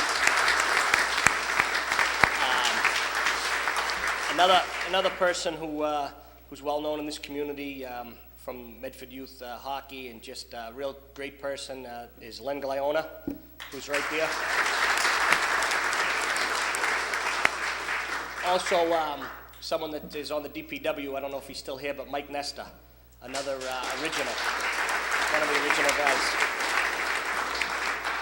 And also my pal Jason, you know, right from the very beginning. My buddy Jason Travaglione, he was there right from the beginning with several of my other cousins, Tommy, Terry, Tony, Johnny, Joey, and Artie. You know, we hit the streets. And I'll tell you a funny story. You talk about walking the streets. I'll never forget it. It was one of your neighbors on Summit Road. We're passing out the first literature. Guy calls me over. I like the thing, it looks good, but you spelt commitment wrong. I go, you gotta be kidding me. So instead of passing out literature, we're running back up the hill trying to take the literature back. So, and of course, like any good politician, you tell a little fib. I blame the printer, but it was really my fault.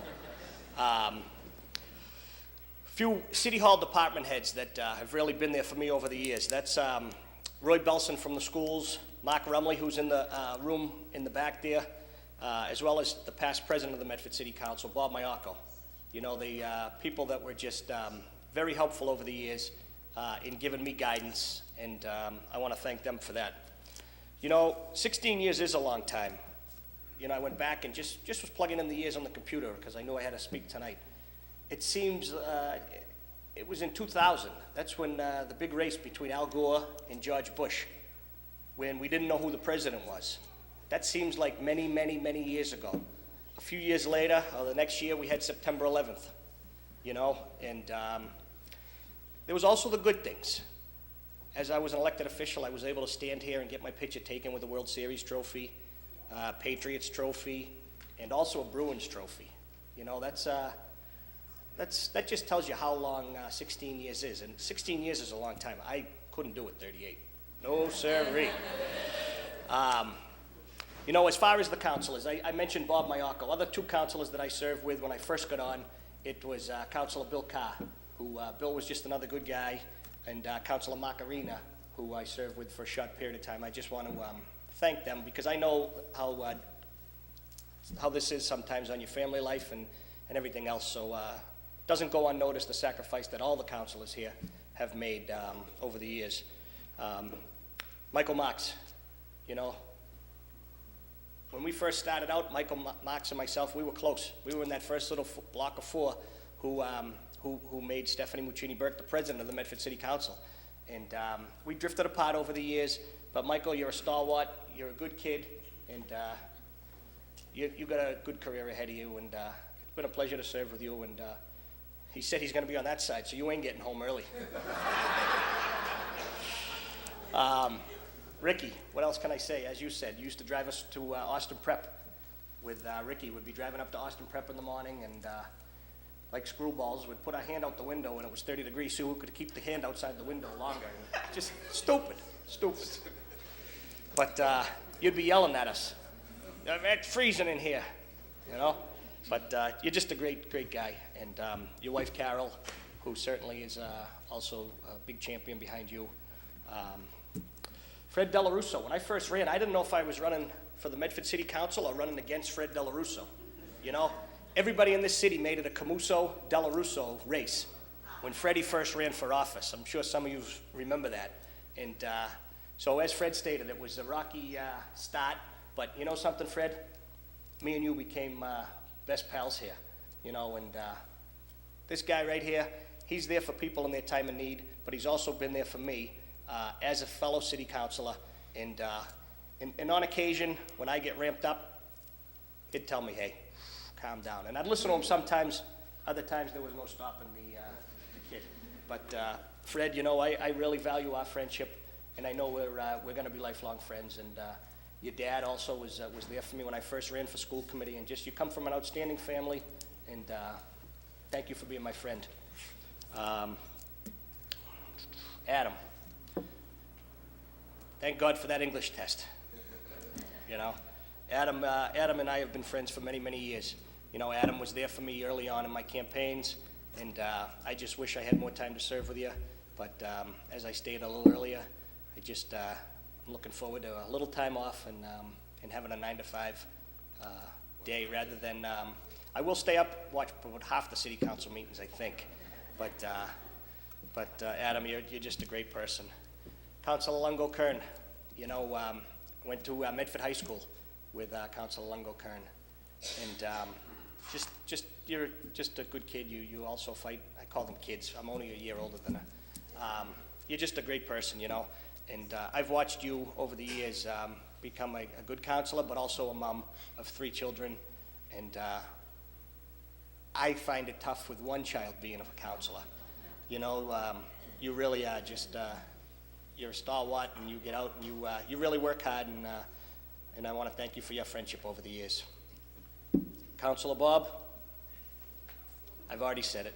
You're a good guy, and I'm going to miss our fights, because to be honest with you, I'm going to be honest with you, and if he wasn't there and I wasn't there, the meetings would be boring. Fair to say?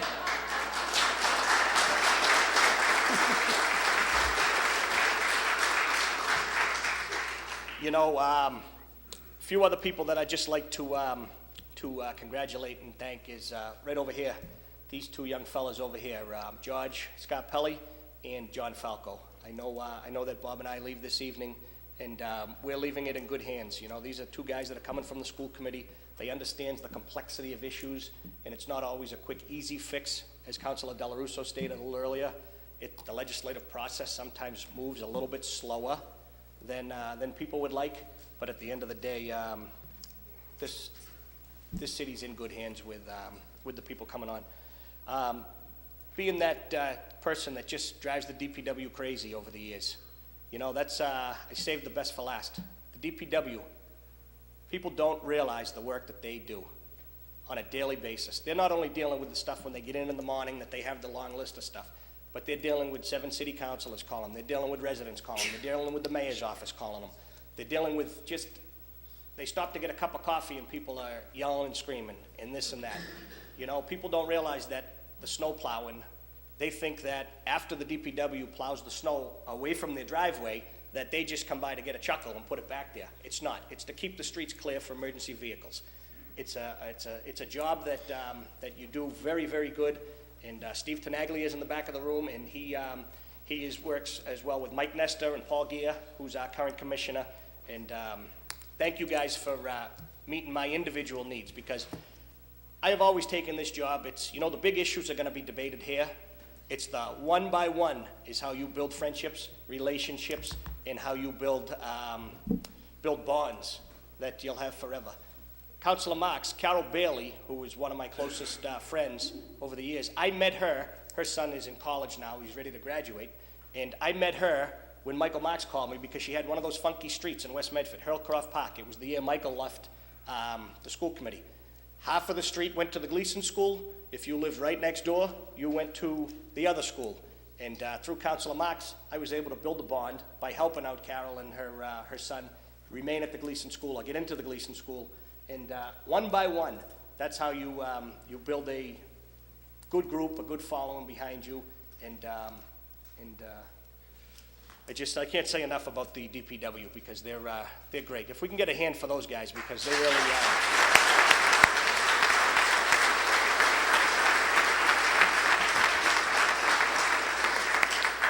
The last two people I just want to acknowledge. Oh, I got the wife. No, you laugh. I got to make sure because I'll never hear the end of it. The last two people I'd like to acknowledge. There's one other person that's retiring at the end of this year with Councilor Bob and myself, and that's Mayor Mike McGlynn. People seem to think that I just got this rosy, great relationship with him. People don't realize how much we battle behind the closed doors, and and even Councilor Penta, I think you'd say the same about Mike. You can battle and battle, but he always tried to do what's right for this community. He's been a great mayor. You know what? If he wasn't doing something right, he wouldn't be the mayor overwhelmingly for 28 consecutive years. So when you keep that into perspective, the man is retiring. The man's going to spend more time with his family. But I personally want to thank him for his years of service and the invaluable things he taught me over the years. And so Mike McGlynn, good luck in your retirement as well if you're out there watching. It's sort of like some of those old TV shows. No one watches, but everyone knows what's going on. He still says he never watches it, but I think he's full of it. I think he watches the council meetings, and he just says that, I heard, or this or that, but I think he's watching. And if you are watching, Mr. Mayor, you've done a hell of a job. It's been a good ride, and best of luck to you.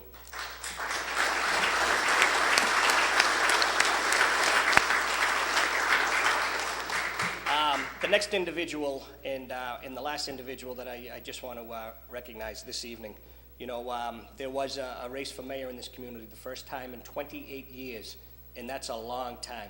28 years. It was former Mayor Parika, and then it was Mayor Mike McGlynn for 28 years, and the new mayor-elect.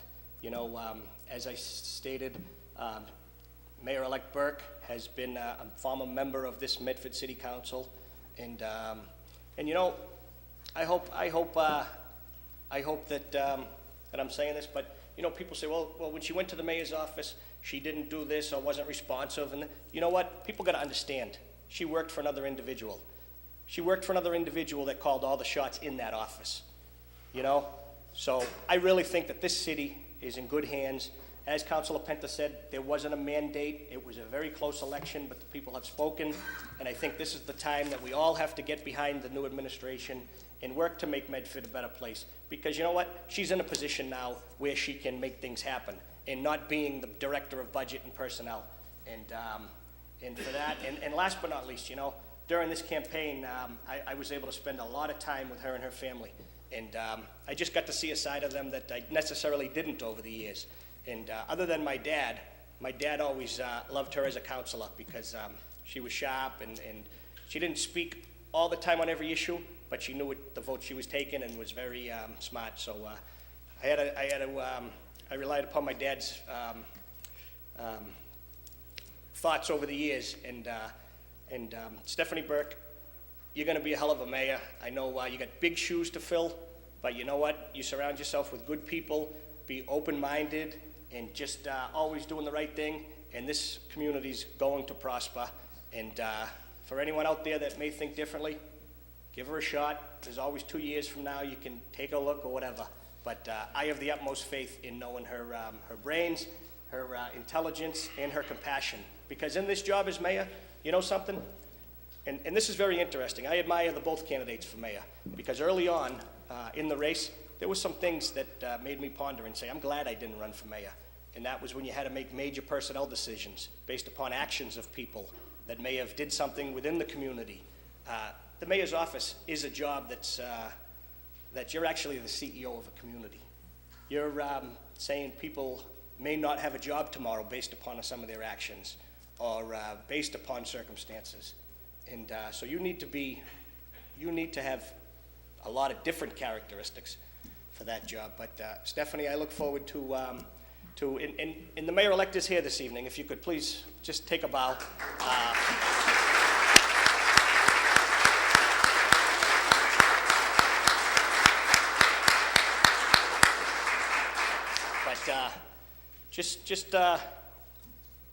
I just want to thank everyone for being here.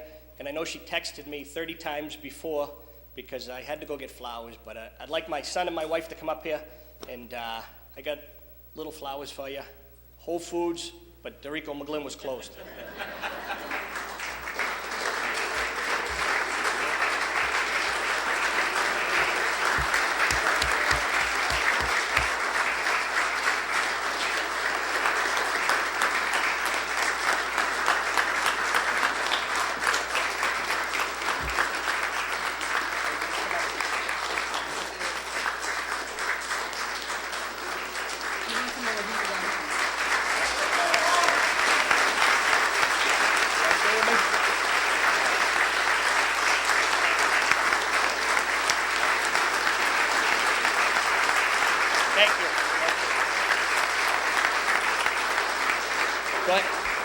Go ahead, ask the question.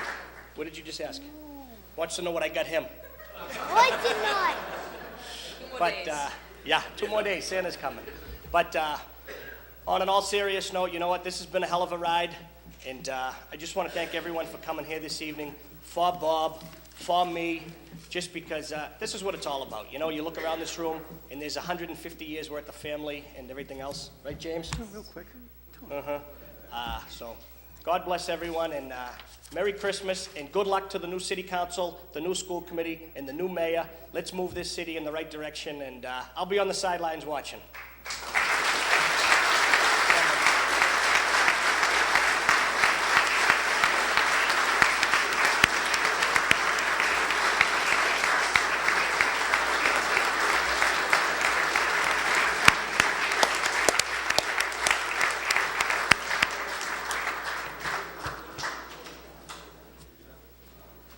On the motion for approval by Councilor Knight, one more thing, too.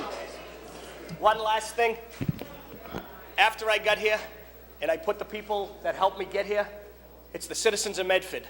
It's the citizens of Medford that I owe a big thank you to, because without them, none of this would have been possible. So thank you, Medford, and good night.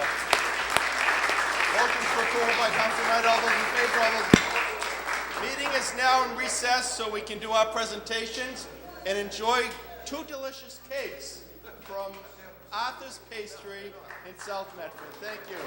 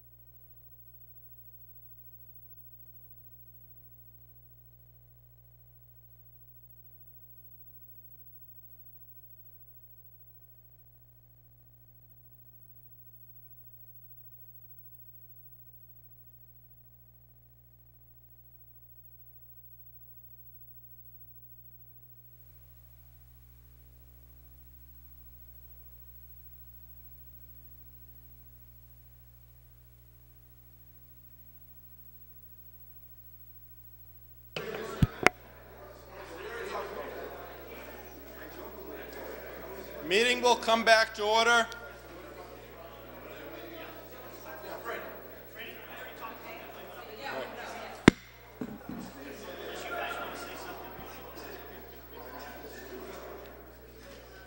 Meeting will return to order.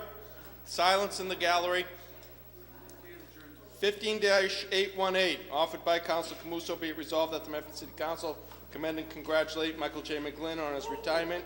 On the motion of approval by Councilor Camuso, all those in favor, all those opposed, motion passes. 15-810, offered by Councilor Penta, be it resolved that the Medford City Council go on record as supporting a city senior citizen exemption from having to pay to park in our city. Councilor Penta, where are you? There you are. Kind of addressed that too, yeah. You on?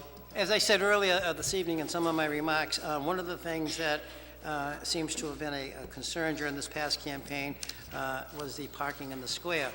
But the incoming administration, over and beyond the August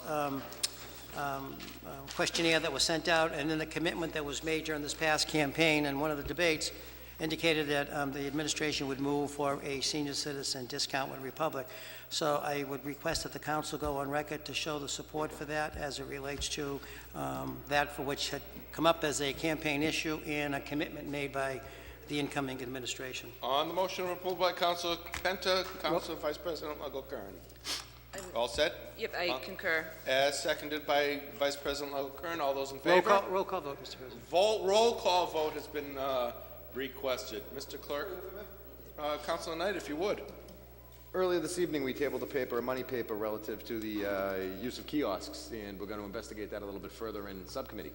Our Audit and Budget and Finance Subcommittee is going to take a look at whether or not the appropriation from the sale of real estate in the amount of $250,000 be transferred to be used for improvements to the 5 business districts, Mr. President. And you know, I certainly support an exemption for senior citizens having to pay and park in our city, but I think maybe we can take a look at this in a universal approach as opposed to as one item here, one item there, one item here, one item there. However, I defer to the body.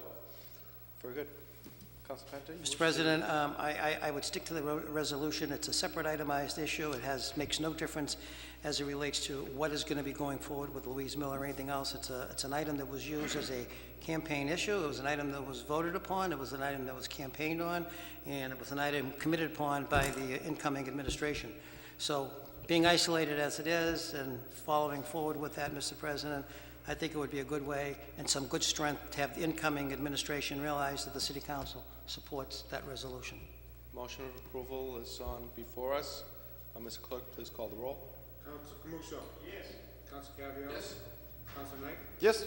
Vice President Lago-Kern. Yes. Councilor Marks. Yes. Councilor Penta. Yes. President Dela Russo. No. The vote is 6 in the affirmative, 1 in the negative. Motion passes. 15-811, offered by Councilor Penta, be it resolved that many businesses and individuals who continuously and generously support and donate to all charities and people in need within our city be publicly acknowledged with a big thank you for their unselfish contributions. They truly help to make, without any public recognition, the Christmas season and at all times of the year a better day for those in need. Chair recognizes Councilor Penta. Mr. President, unfortunately, at this time of the year, some individuals get recognized for whatever their contributions might be. But there is a whole host of community folks, businesses, and individuals who contribute all during the year for the purposes of helping those who are in need. For example, you have one of the banks in the square, without mentioning them, has an annual thing for Toys for Tots. You have the Medford Fire Department, who has an ongoing Christmas season situation. But you have individual people who are philanthropic onto their own right, and they don't want any recognition at all. They just do it. So it doesn't make any difference whether you're a private business, a union, an individual, whatever it might be. These people, to some degree, if they're watching, should know that their contributions are recognized and appreciated, and as a result of that, it's our little way of saying thank you to them for being supportive for people in need when not asked to do so. Thank you very much, Councilor. On the motion approved by Councilor Penta, all those in favor? All those opposed? Motion carries. 15-812, offered by Councilor Penta, be it resolved that the recent Comcast cable bill be discussed. Did we just discuss this? No, it happened to come up in conversation, but the fact of the matter is, in this recent monthly December bill from Comcast, it'll show that it's going from $3.25 to $5. Now, that's an increase of $1.75 a month. The city is presently sitting on over $450,000 of PEG access money, cable access monies, and as a result of that, still having no public access television here in the city of Medford, and the city's use of those monies to pay for salaries up at the high school. I think it's incumbent upon the incoming city council to make a demand from the incoming administration, whether in fact they are going to have cable, public access, TV3, whatever it might be.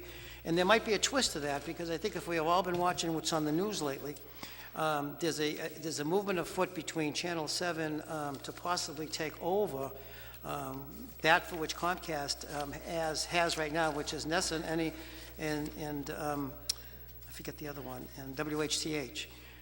With that being said, there is a possibility, if in fact this merger were to go through, and I think it would be the second highest, a multi-billion-dollar merger, what could possibly happen as a movement, because if NBC does buy out the franchise, Anson, that they're looking to buy out, they could possibly retrieve the cable location of TV3 that we presently have and put it in a different spot. That's okay too. But in the contract on page 5, it says the following: PEG's access channels, any licensee-owned channels made available by the licensee, in this situation is Comcast, and provided for use for the presentations of PEG access programming. So if in fact, if you read the contract and if you follow what's going on in the news, that if in fact this were to take place, there's a possibility of one or two things that Anson's, WHCH, could probably be bought out by NBC, and so wouldn't be Channel 6. It's a side issue as it relates to the main subject matter, which is public access television, but I really think you two guys coming on as new councils, you really have to understand that if we're going to allow public access here in the city of Medford, it needs to be worked on. And now, having a $1.75 increase per month on a cable access bill that people would be paying each and every month, that's approximately $60 a year. That's a lot of money to people. You know, you take that, it's another $60 from the Community Preservation Act. It's another minimum of $165 as a rate increase. It's another 7% that's going to be taking place on your water and sewer tax bills coming out. So it is going to have an effect, and I would suggest, Mr. President, that this Medford City Council go into some kind of a remedial discussion as it relates to, you know, what's going on, not only with the rate increase, but, you know, how and why the city can collect this money, charge up to $5, and still not allow cable access television to go forward. You may want to bring the city solicitor on board on this one here to find out if, in fact, with the rate increase, can they still allow, can they still continue to allow not having public access, whether it be on Channel 3 or any other channel. Thank you. On the motion for approval by Councilor Can Penta. put down a roll call vote so that way it's forwarded to the city solicitor, let him review it for the new city council. And be it further amended that the matter be sent to the city solicitor regarding the increase in the rate of, Yeah, they can do that. the line item in the cable bills allocated towards community access. There was a rate increase, and what recourse the city has to end that, or what obligation we have to provide the service that people are paying for. There's a value also there too, Mr. President, of I think it's $455 million is if WHTH goes off the air, which is sort of like a sweet part of the deal to make this thing more attractive. But I think the city needs to get itself involved, especially because of public access. I wouldn't dare to recommend, but if you'd indulge me to suggest that this also be further amended to make this a priority of attention for the next administration. Yep. So that's an amendment by Councilor Penta. Roll call vote has been requested, Mr. Clerk, at your discretion. Chair recognizes Councilor Marks. Thank you, Mr. President. And it's a resolution that I offered back, I think 2 or 3 times now before the council back over the last 10 years, is that there was a special home rule petition filed by this council that allowed the city to take 5% of the cable money, go up to 5%. And that was a special vote of this council. And I've offered resolutions in the past for us to do away with that home rule petition. Because clearly we're not getting any response from the administration regarding this PEG money and the lack of having public access in the community while we still accept funds from the ratepayers. And, you know, in my opinion, if the administration, who's the authority on signing the contract, is unwilling to discuss this issue, then maybe we as the legislative body should file legislation to do away with the act. I have the act in my desk somewhere. I believe it was the act of 1980 or 83 that created this special vote of the council to allow it to take up to 5%. It went to 5%, right, which is a lion's share of the money for cable access, Mr. President. So I'm not adverse to going that angle if we're unable. Maybe with the new administration, there'll be more cooperation, so. It's got to be resolved one way or another. Right. Because it's unjust what we're doing to the people. Well, it's 2 years' worth of unjust, and I'm not sure how much longer we want to wait. Thank you. Thank you. Mr. Citizen, please state your name and address for the record. Thank you, Mr. President. I'm Rob Capucci, 71 Evans Street in Medford. Just really brief. We need the community access station for so many different things. It could help, you know, advertisements for the 5 business districts, for the arts and stuff going on, Medford sports, things like that. Also, politically speaking, we got a huge election year next year with state senate and state house rep races. The presidential primary is on March 1st. You got a number of state committee members up for election running from here, from Medford candidates. I just want to make that statement. I mean, all the other things too that community access provides on, you know, how-to shows and things like that. We really need to have it in the city.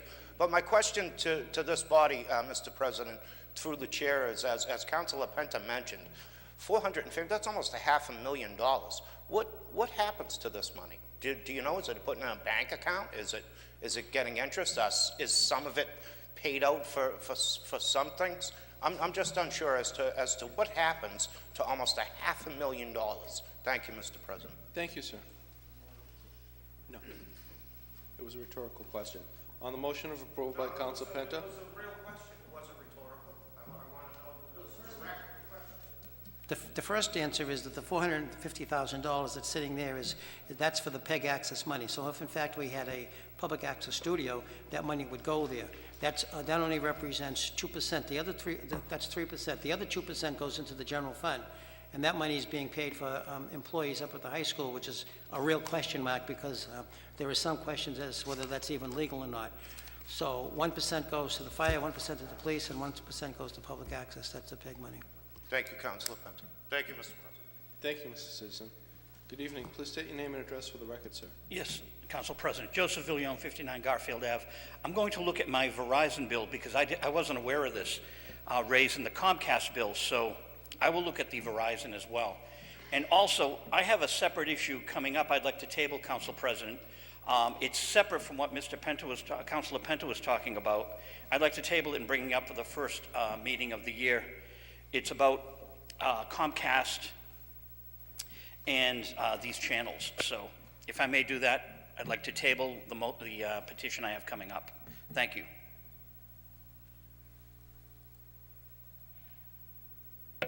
I'll take that as a request to withdraw the petition. Petition 15-814 at request of petitioner at the rail is withdrawn.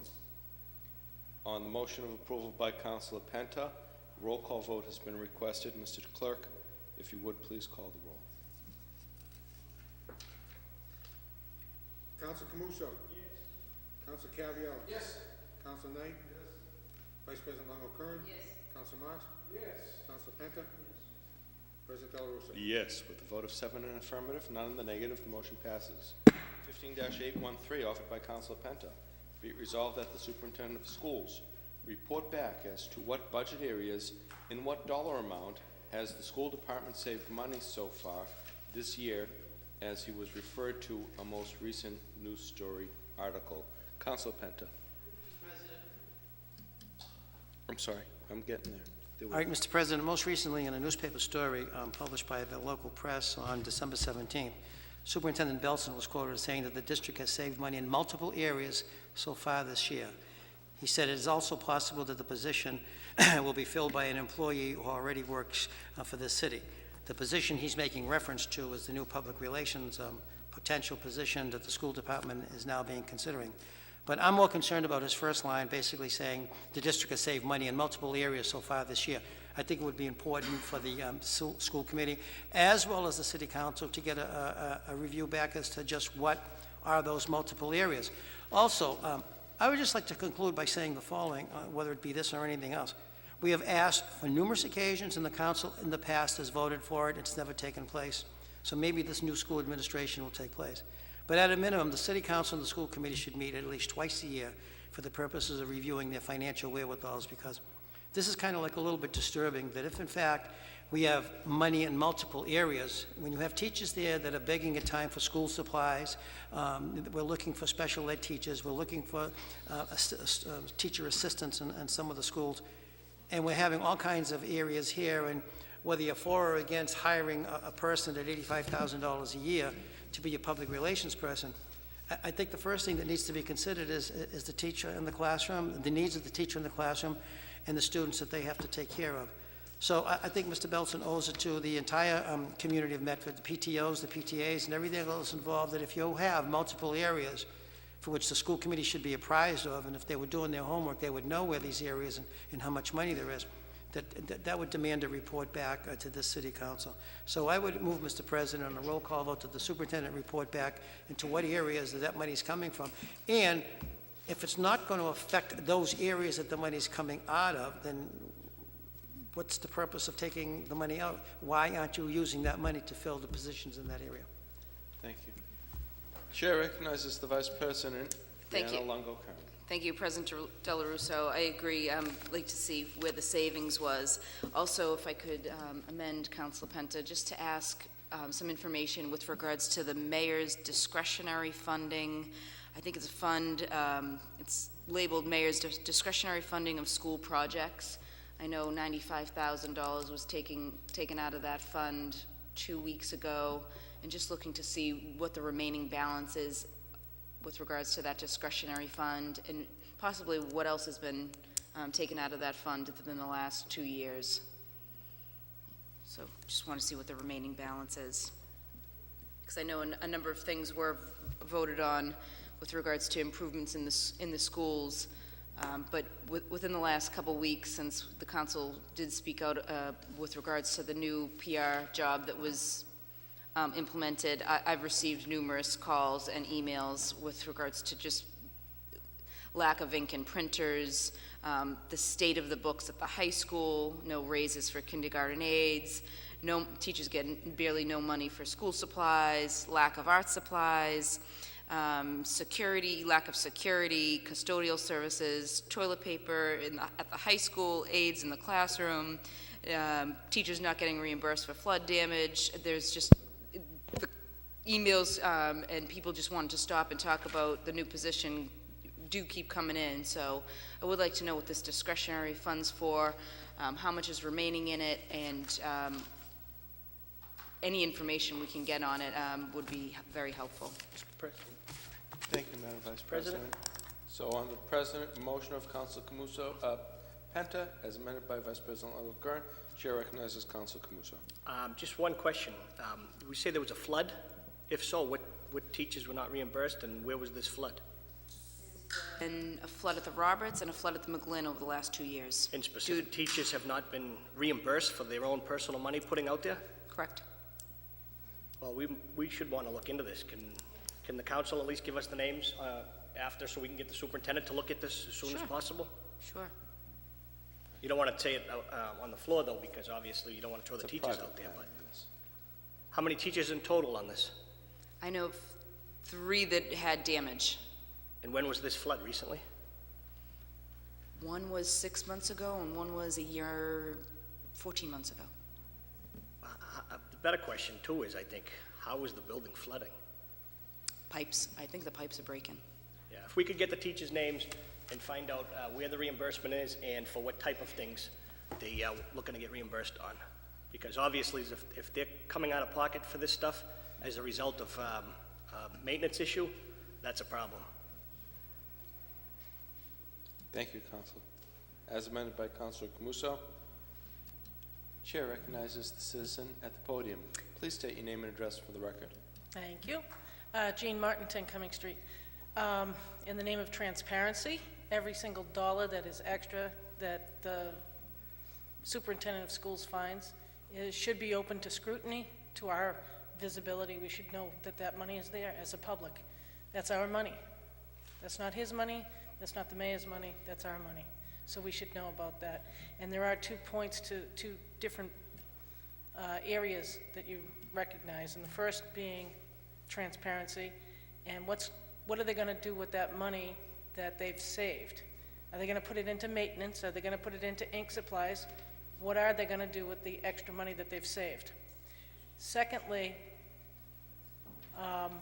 the more important piece is this is not $85,000 once. This is $85,000 a year for a salesman, a salesperson, to sell the concept of the schools. Think about that, ladies and gentlemen. It's a salesman. That's a high-class word for PR is a high-class person. That could be a teacher in a classroom. That could be a cop. That could be a DPW worker. That's $85,000 a year. That is a whole person on the ground. We have, no offense, but we have too many supervisors, and we don't have enough, privates. We need workers. And $85,000, it's not once, it's every single year. And personally, I think that it's a little bit of finagle the bagel behind closed doors, too. But I don't want to bring out the dirty laundry. There's no need. I do want to say that that's one full salary for a cop, a firefighter, a DPW worker, or a teacher. You want to put that towards a regular teacher, classroom teacher, then take the $85,000 and put it towards a teacher. There's no reason why we need somebody to sell the concept of the schools. And also bringing up Mr. Carviello's pet peeve with the maintenance. The reason why they were flooded is because we're not putting that $85,000 a year towards fixing those pipes. We need a maintenance schedule for all the buildings. And that's much bigger than $85,000 a year, so I will give you that. But it is a full-scale salary for an employee for the city. Thank you. On the motion for approval by Council Penta as amended, motion to set, did you want to speak, ma'am? Yes. Please state your name and address for the record. Mr. Messenger, would you assist with the microphone? I got it. Yeah. Whoop.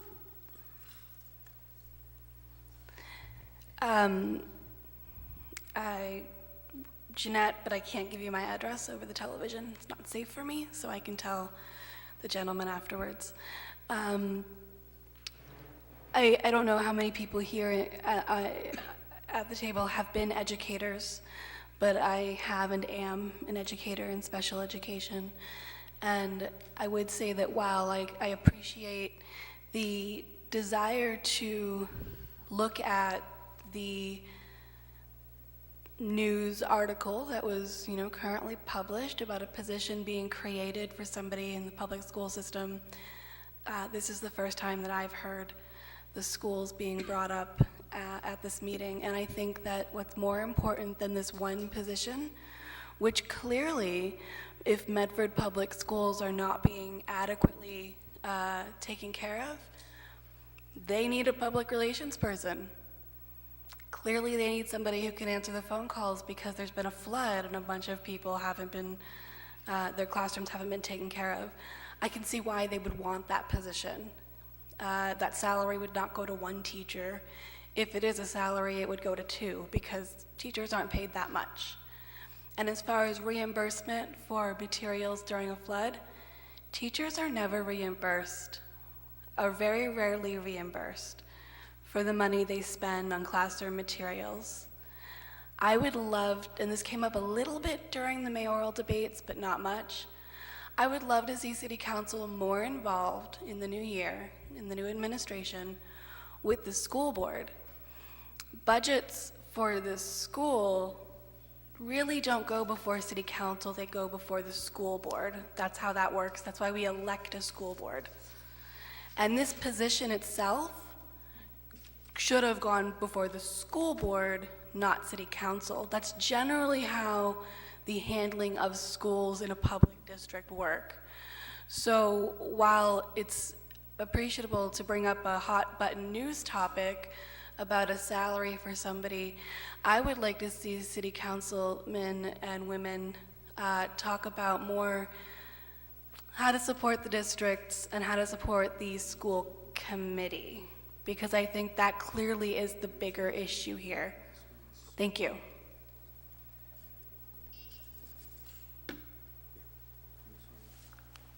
Thank you.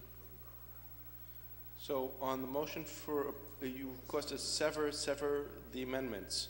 So the severed amendments are request by Councilor Camuso. Why the teachers and the circumstances of the flooding. And yours was, Madam Vice President, if you could remind me?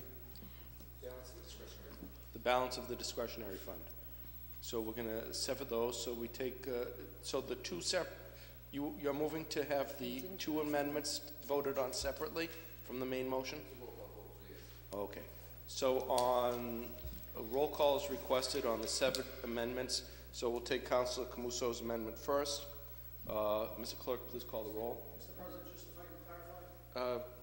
Point of clarification. If I'm not mistaken, I think Council Longo mentioned the account, the discretionary account, and also you wanted to see for the past 2 years. What's been spent? What's been spent, so there's Yes. two parts to that. Yes. Right. So we're separating all three. So the first one, right. So the second amendment by Councilor Camuso. Mr. Clerk, please call the roll. Council Camuso. Yes. Council Caviello. Yes. Council Knight. No. Vice President Malone Kern. Yes. Council Marks. Yes. Council Penta. Yes. President Del Russo. Yes. The vote of 6 in the affirmative, 1 in the negative, the amendment passes. First amendment, offered by Vice President Longo Kern. Mr. Clerk, before the roll is called, Councilor Camuso. I'd just like to explain my next vote before it's called. I'm going to support the amendment on the discretionary funding, but on the main motion, I believe that's a school committee issue. The money was appropriated as an aggregate amount for the Medford School Committee to spend under their wise vote, or not so wise vote, whatever it was, but it was a budget that was passed in June. So I'm going to leave this as a school committee issue, similar to what the young lady stated. So I will be voting no on that, but the discretionary funding, I'm going to vote yes on, because that's a funding that we have not seen at any point where the mayor, it's mitigation or from his golf tournament, or it's from some other funding source. Very good. Mr. Clerk, please call the roll. Council Camuso. Yes. Council Caviello. Yes.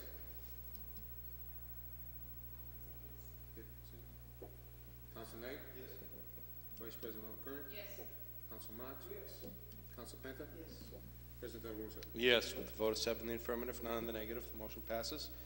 The amendment passes. And finally, to the main motion of Council Penta, 15813. Mr. Clerk, please call the roll. Council Camuso. No. Council Caviello. Yes. What was that? Yes. Yes. Council Knight. No. Vice President Malone Kern. Yes. Council Marks. Yes. Council Penta. Yes. President Del Russo. Yes, with the vote of 6 in the affirmative, 1 negative. Yeah, Five. oh, I apologize. 5-2. I have a math challenged. 5-2. Motion passes.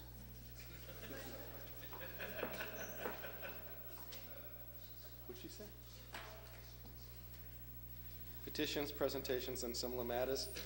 15-815, petition by Joseph Viglione, 59 Garfield Avenue, Medford.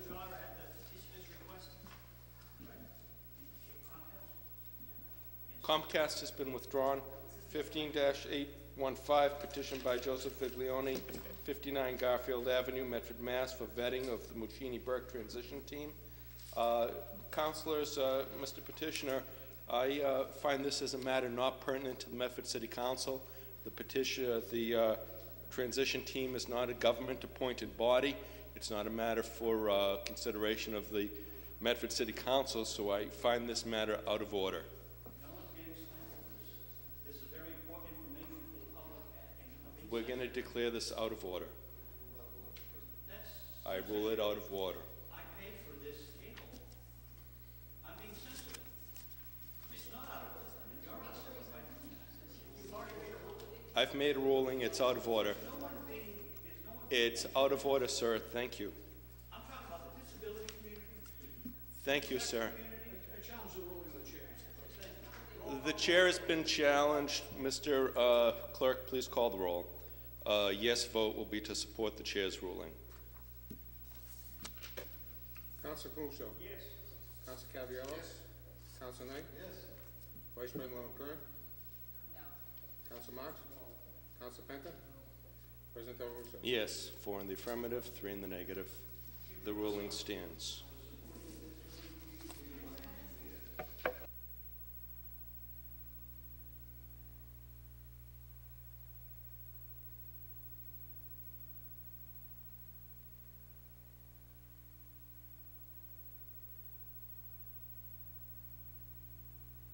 Resolved that the Medford City Council send its congratulations to former Medford High School graduate and resident Jonathan Gliona on recently being named the most accurate Wall Street analyst by Bloomberg News. Councilor Camuso. Another great, successful Medford High School graduate story. If we could send him a letter of congratulations on behalf of this honorable body. On the motion of Councilor Camuso for approval, all those in favor? All those opposed? 15-819, offered by Councilors Caviello and Penta. Be it resolved that the Medford City Council commend and congratulate Medford police officers Sheila Quinn and Paul Giordano for their heroic efforts rescuing infant twins and their mother and dog from a house fire on Main Street. Councilors Penta and Caraviello. Thank you, Mr. President. I want to congratulate these two officers. While our fire department was busy fighting another fire over on the other side of town, these two officers were the first to respond to this fire on Main Street, and doing what comes naturally to them and their heroic efforts, they went into the building, rescued those two children, and then helped the mother and the dog get out for safety. And I don't know what to say, about these two fine people. They do what they do best, and thank you to them for their fine service. And Mr. President? Yes. If we could have them come down after the first of the year, maybe a commendation with the family that they rescued, would be appreciated. Very good. Councilor Penta. Officers Giordano and Quinn definitely put a face of the police department on the map with their heroic actions. But, as Officer Giordano said, it's his job, and that's what he was doing. And, that's what the attitude should be by everyone that does their job. I mean, it's a great day. They did save the two people in the home and the dog. And the folks were very appreciative of the fact. And as a result of that, I think we're all appreciative of the fact. And it would be nice to have the chief of police down here to also make public commendation recommendations as it relates to their activity. So on that, I move, Mr. President. I'd like to be invited when they come down for that one, okay? Two great police officers, great representatives of the Medford Police Department. Yep.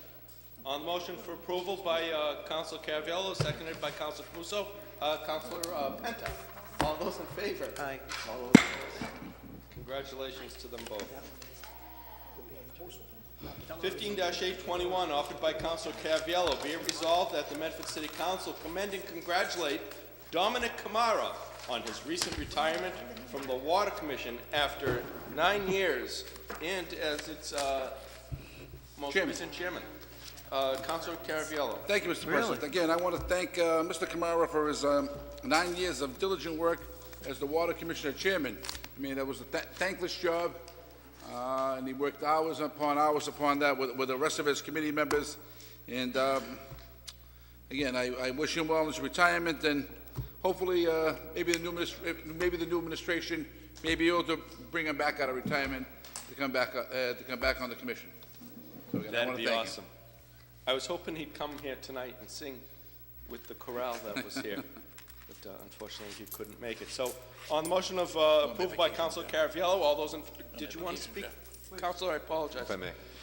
Mr. President, thank you very much. I just wanted to take a brief moment to thank Mr. Kamara for his service to the city of Medford, not only as a member of the Water Commission, but also as a school teacher. I think many of us behind the rail that graduated from Medford High had the opportunity to learn a lot from Mr. Kamara, and when I became a member of this council, Mr. President, I certainly learned a lot from Mr. Kamara relative to how our water and sewer operations work. So I would like to congratulate Councilor Caviello for putting this resolution on and commend Mr. Kamara for his service to the city of Medford. Very good. And thank you, Councilor Knight, and the chair recognizes Councilor Marks. Thank you, Mr. President, and I do want to thank Councilor Caviello. Mr. Kamara served with distinction for a number of years on a very tough commission in this community. And, people don't know this, but when Dominic first came on the Water and Sewer Commission, the water system was in terrible disarray. It was in budget deficit, millions of dollars in budget deficit for years.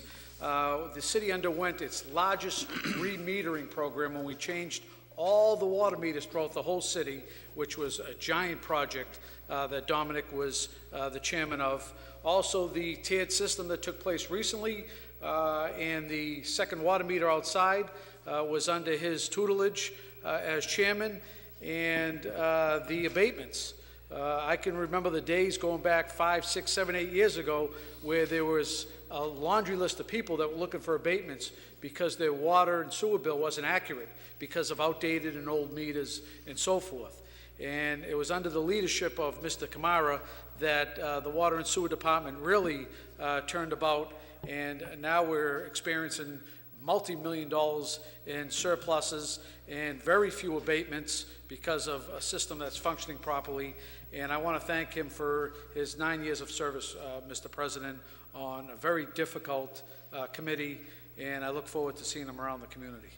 Very good. So on the motion for approval by Councilor Caviello, all those in, Councilor Camuso, did you want to speak? Yes. I apologize. This will probably be my last speech at the city council, but who knows? Who knows? We got a few minutes left. Stay tuned. But certainly this is a good one to end on as a Medford City Councilor. Dom Kamara is just a gentleman, and served the citizens of Medford as a school teacher with dignity over the years, and rather than retire, he took on another role post-retirement. So I want to wish him well and thank him for his years of service as a commissioner. As Councilor Marks stated, it's a job that you go into the meeting and you get yelled at and this and that, and it's a thankless job, but a lot of work went into it. So. Very good. So on the motion of approval by Councilor Caviello, all those in favor? All those opposed? Motion carries. Finally, offered by Councilor Camuso, 15-820, be it resolved that the Medford City Council sends its sincere condolences to the family of Phyllis Makowski, who passed away recently. Mrs. Makowski is the mother of Medford Police Department Detective Paul Makowski. Please join me and stand for a moment of silence for Mrs. Makowski.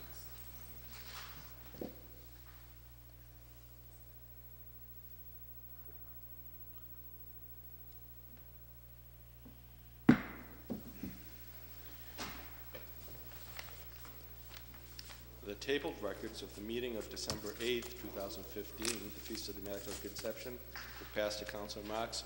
Mr. Marks, did you have the opportunity to inspect those records? I had ample opportunity to review the records and find them to be in order and move approval. Very good. So on the motion of Councilor Marks to approve those records, all those in favor? All those opposed? Motion passes. The records of the meeting of December 15th, 2015 were passed to Councilor Knight.